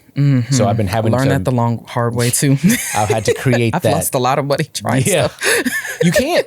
So like, you've got someone who says they want to, but if they're not really doing it, you've got a dude rowing in the opposite direction as all these other people. And just because it's a little bit of friction, right? But still, a little bit of friction slows you down. And absolutely. then it starts to kind of feed on other people, because then they start to feel like they're the ones, like the minority, right? Like everyone's like trying to be awesome, like being warm with guests, opening doors for people. And they're like, and then you have one person, we shouldn't have to do that. And you're like, well, maybe you don't want to work here. Exactly. You know what I mean? Like, like, I'm telling you, it's going to be that one person. Oh, they were just so like this. And it's like, you just literally like knocked over all of the Jenga. Like, we were building and you just knocked it over because you're like, I'm just not going to greet this person. It takes one. Yeah. They want to change everything. I say this a lot when we hire new people. Well, I don't anymore because my team hires people now. But it's always like, learn us first and then give me suggestions. Don't come in here and say, we need to do this. You're like, you don't even know where the flour is. All right. Like, right. Like, why don't you learn where the things are first? Like, and then tell me what we need to do. And then I'll listen. But everyone comes in, and then if you don't listen to them, they don't care about me. And you're like, you didn't care enough about me to learn. If you cared about me enough, you would have come up with a better suggestion than that. Like, you would have known that why we don't do it that way is because we failed this way, this way, this way, this way, this way. And then they go, well, I didn't know that. And you're like, you sounded like you did though, huh? Yeah, but you didn't take the time to learn. Oh, so finding that right team is so important for me now. Yeah, which that is big. Where I feel like I'm really good at is building teams of people. Yeah. So do you take a consultant for that? Because I definitely need help learning how to build a team. So, well, like, I feel like I'm in the works, but it's definitely, this is the first year I'm like, oh crap, like I need to stay in what I do best and then let other people do their thing. Consulting isn't so much what I do. Helping is probably better at describing what I do. Which is why, like, when I joined the LRA, the group that we have is amazing. They're full of great people, and we have conversations like this. So it's not consulting. It's just two friends having a conversation. Right? Exactly. So we're friends. Like, you can call me and say, hey, man, I'm going through this. What would you do? Okay. Right? I can't tell you what to do. I can tell you what I've done, and I can give you all of the outcomes that have happened from it and why certain things work for me and why certain things don't. You take that information, you apply it to your own business, and then 9 times out of 10, it'll probably work for you, right? But I don't want to be that person. That's why consulting is not that word that I use, because I don't want to tell people what to do. I want to tell you what I've done and how I've learned from them. But the people part, everybody's different.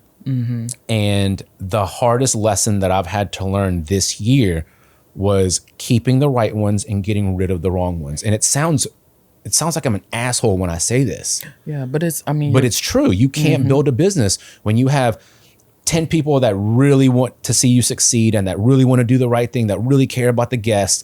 And then you have 5 people that just don't care. They might be really good people, like down to their core, might love their mama and stuff. You know what I mean? Like, take care of their pets, like whatever you consider a good person. Right. But they just don't care about the same things you care. Once again, opening the door for somebody is very big for me as a human being. I do it for strangers. I do it for guests when I see them. I want my host to open the door. I don't want my host to talk about me behind my back and be like, that's so stupid. Why do we have to open the door for people? Because it shows them you care. That's the first experience they have of you, this restaurant, who we are, what we do. Yeah, I like that. Do you really just want to be like, hey? No. I was like, hey, welcome. We're so excited that you're here. Yeah, but that's so important though. Like, I can't tell you how many again, I don't know why my page ends up being the landing page for reviews, but anytime I post places, they'll be like, well, when I walked in, they didn't greet me. Like, I can't tell you how many times I've seen that, or it's like the first initial, whoever they're meeting from that represents the business, that first reaction wasn't warm or inviting. It instantly, even if it was something simple like, oh, my food came out cold, they're already in a mindset of like, screw this place, because that first initial, I cannot, you know, because I'll read it and I'm like, hey, it seems like just, hey, send it back, let them make sure they make it right. But they're already like, well, the hostess was like this, and no one came to help us with this, so we already feel like we don't want to be, you know, whatever. So it's like, people say it's stupid, but it's like, that's genuinely, that stuff matters. You're entitled to how you feel about things. Yeah. Oh, I can help you out so much with this. I'm sure take this to your clients too, because the first time I learned about it, it was like amazing, because no one's perfect. Like, no one is going to be perfect. Like, we can strive for perfection, but we will never be perfect every single day, every single minute. It's not going to happen. So we focus on what we call the peak end rule. There's 2 chances in every experience, every encounter that you remember. The peak, this could be a good or a bad thing, and the ending, peak end, right? So if you miss the beginning, you still have another chance. So this is why it's so important that we always acknowledge everybody, like right before they leave. That's why the host is so important. Yeah. How was everything? Is there anything we could have done better? Boom, 100. Hey, the fries were cold. Yeah. Oh, I'm so sorry. Let me go get the manager. Yeah. Right. Yeah. Because most people don't say anything in the moment. They don't. That's true. I think they're too afraid. I think it is. Yeah. But whenever you get home and you're still upset because you spent $4 for fries, and then you go, this place is terrible, they don't care about you, the fries were cold, and then all of a sudden everyone who reads this review thinks that you don't care about people. Your fries are always cold. Right. Yep. And that's so true. But that's what they want when hurt people, right? Yeah. So, but we hurt them. Like, we should have made it right. We should have not have sent those out, but you don't always catch those in the moment, right? Yeah, that's like, true. maybe the server was too busy and they couldn't come grab your food and run it in time, right? There's a lot of things that could happen, and people assume, the immediate assumption is they don't care about me. And you're like, bro, there's like 300 people in this building right now. Yeah, like trying our best. Yeah, like, that's true though. I definitely think it's fear. As someone who used to not want to say anything, but I think doing influencing kind of had it to where I'm like, now I view every business as a person. Like, I go to moms and I'm like, oh, I'm seeing you. So any business, even if I don't know who the owner is, I'm walking into it thinking, oh, this is a person like me. They like, open this business because they care. Exactly. So it's like, but it took me doing that to realize that. So I hope, that's why I always try to at least use my page. I always tell people that, like, BR Talk is supposed to be more positive. Like, if you want to argue and be negative, go to Facebook. WAVB's comments are like, it's a cesspool. Wow. Like, you can, it's terrifying on the news comment section on Facebook. I'm like, look, if you want to bitch and moan, honestly, there's places to do that. There's avenues at least to have a conversation. And it's not, like you said, I love that they're entitled to feel how they feel. So sometimes I'll be like, oh, this sucks. Tags the business. I'm like, did you see this? Like, this person said this and that. Or again, if they're like, oh, this was nasty, I'm like, can you, like, what do you mean by nasty? Most times it's, well, when I got it, it was cold. Okay, so maybe they just need to get it out to you faster. It probably wasn't nasty. It was a service time thing. Or, you know what, it had too much garlic. I feel like you have to just, that's why when I give stuff, I try to explain like, oh, hey, this was a little too much rosemary for me. They don't know that I have I'm not a fan of rosemary because I had drunk too much as a kid, which is true. And now I'm like, oh, I don't need a lot of rosemary now. Like, it's a little bit much, but I can't just go in, oh, this was disgusting. No, it was just very rosemary heavy. Like, I've been to places where I'm like, you know, if this you was love rosemary, this is for you.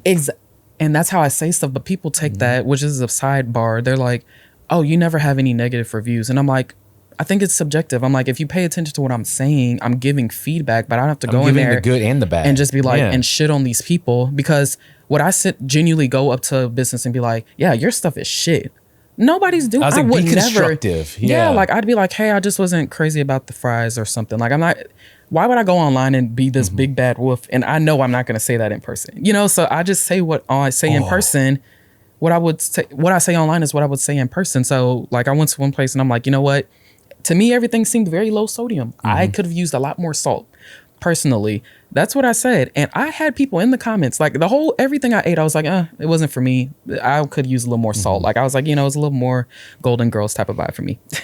And so I had people in the comments that were like, hey, this is great. Like, I actually brought my grandma here. Like, I actually brought someone who has high blood pressure and they enjoyed it. Like, now we have a place we can go out to eat because they're not heavy on the salt.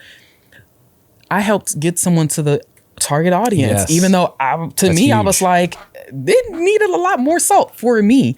But that's what the fucking table salt is for. Yeah. Just sprinkle it on there. So when I teach how to cook, I always cook with them and then we taste it together. And then I will say, for me, I would prefer more seasoning, but this is how we season because you can always add, you can't take away. Absolutely. We have a lot of young kids that eat with us. We have a lot of elderly people that come eat with us. You know how many times I've had that complaint for us to season the way that we do, you know?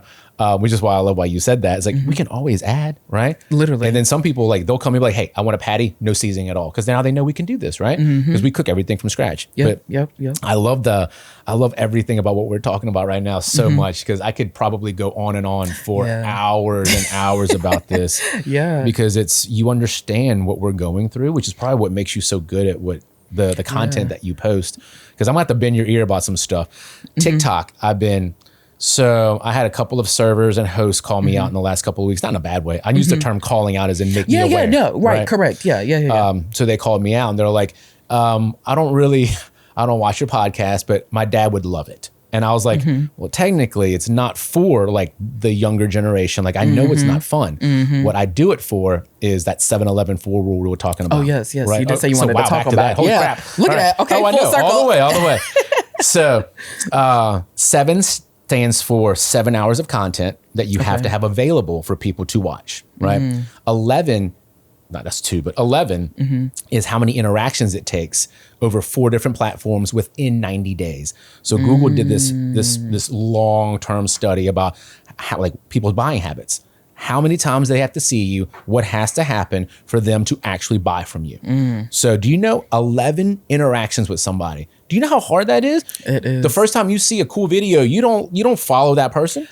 Oh my God. No, you don't, right? Don't, the second time you're like, oh, that was cool. You still don't. I know my habits. No, I've done that. It takes 4, 5, 6 more for me, right? And you're like, oh, you know what? This dude's got some pretty good content. I'm going to follow this person, right? Yep. So 11 interactions. That could be text messages, in person, emails, posts, whatever. 4 platforms. It could be in person, webinars. It could be YouTube, TikTok, whatever it is, right? And then 7 hours of content, which is how this whole thing started, which is why long form is so fun because we've been talking for an hour and a half now, probably almost a little bit more, right? Really? We should probably end this pretty soon. I just looked at the clock. Wow, this has been great. It's been definitely fun, thought right? it was going to say 12. I know. I know. That's crazy. I know. No, I literally did not know this. I guess it could wrap up. I kind of have to use the bathroom. Yeah. But no, the 7, that is so true. So yeah, back to that. No, that is so true though. So that's why we do these is because this long form, when you want to find out more about somebody, now you can.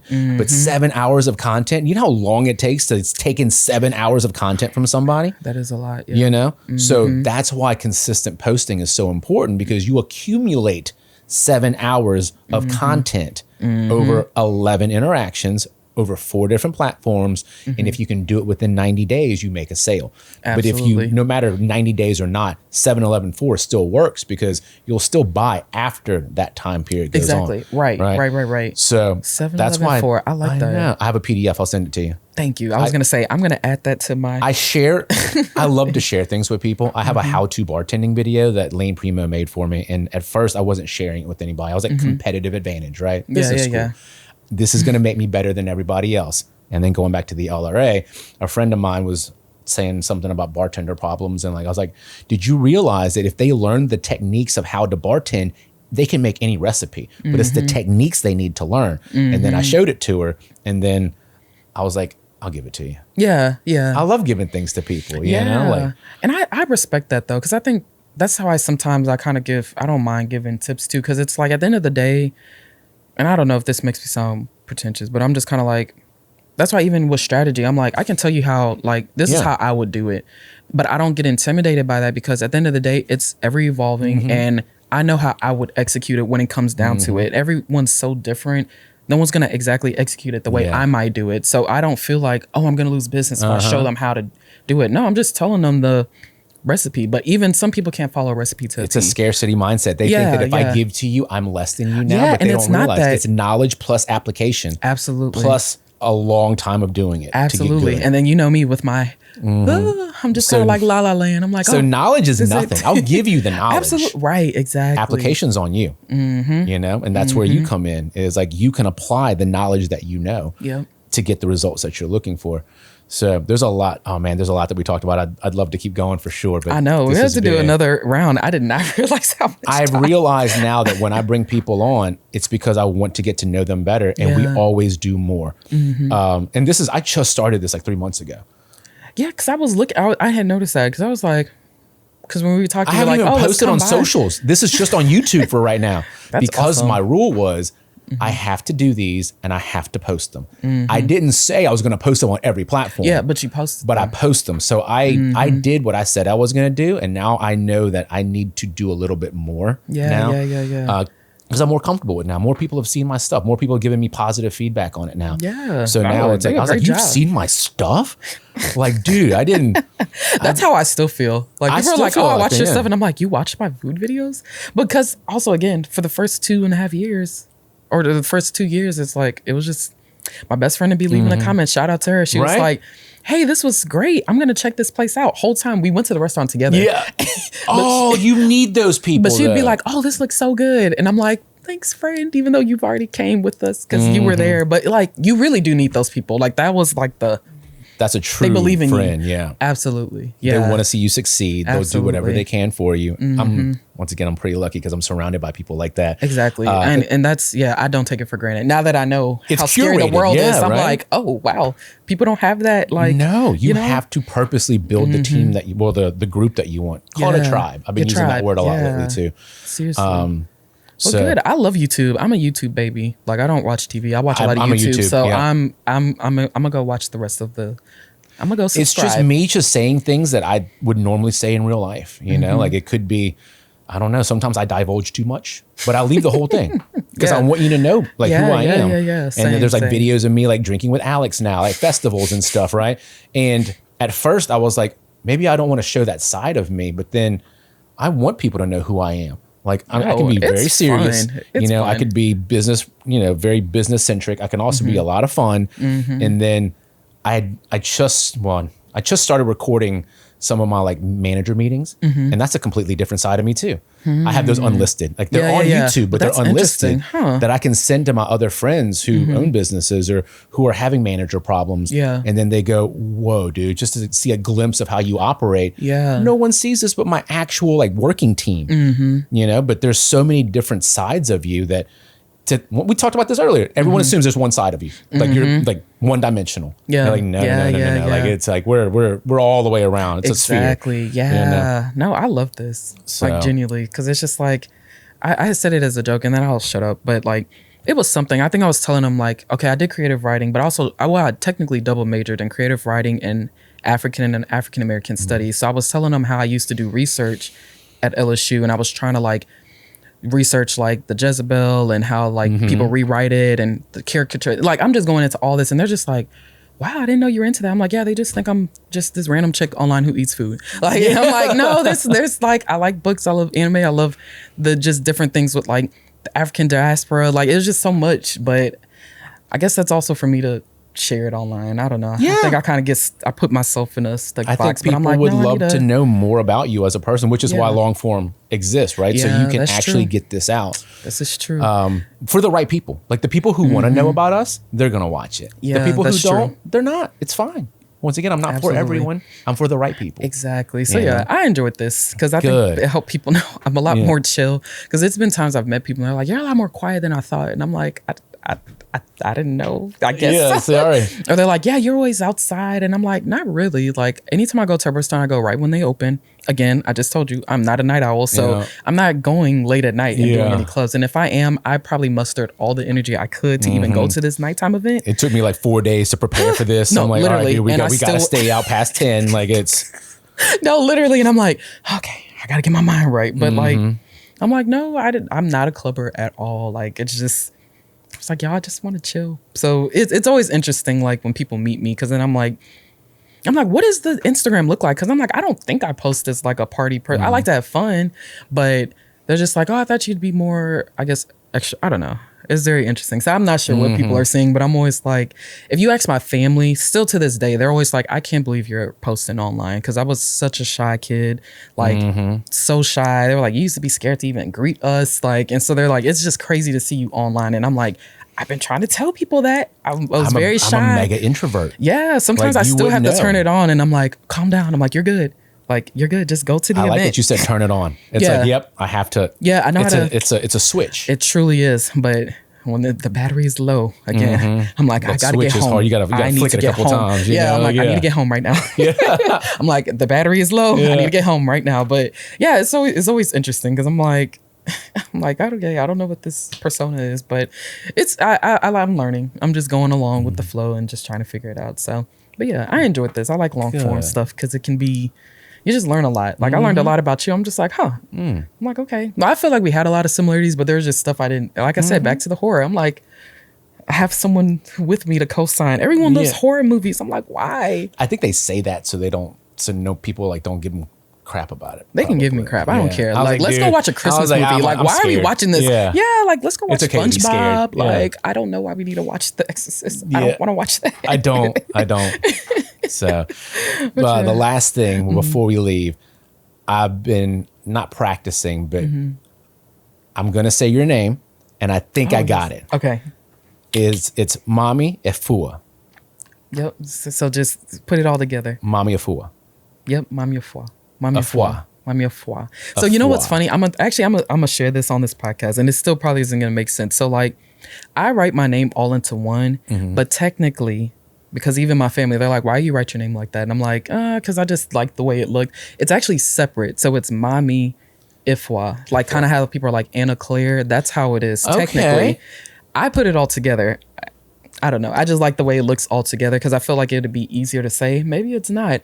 So that's why people see it. They're like, oh, I'm like struggling to say it, but it's technically Maameefua. That's why I can go with Mommy as a nickname, because it's separate. But I like the way it looks together. So that's my secret. Because the last time I saw you, I was practicing that, and I was like, God, I gotta get this right. And I still did. There's always next time. But I realized I don't say it in my content a lot. I don't think I realized that until someone was like, can you pronounce it? Like, I've watched your videos, but now I was like, I knew you as Mommy for years. I was like, I really never did. So I was with my aunt once, and I was like, can you pronounce, because technically I don't even say it right. I still have an American accent. So like my family says it a little bit differently than I do, because you know, they actually know the language. I didn't learn. That's not my fault. They didn't teach me. But I digress. I'm always like, so that's, I'm just like, yeah, but it's interesting. It's doing all the names. So just to say all that, double down, I still have my English name too. I don't go by it much because I want to go by my African name, but I just got 2 names at birth. So people always like, which one's your real name? And I'm like, they're both my real name. I just got 2. So Eunice is my English name, and Maameefua is my African name. And Eunice is still my legal name. Do you know how much it costs to change a name? No. It's very expensive. It's by the letter. Maameefua is kind of long. Wow. So I was like, I'm not changing this. No. I'm just going to start saying, call me Mommy. Because I did not want to change it legally. So like, so it's Eunice.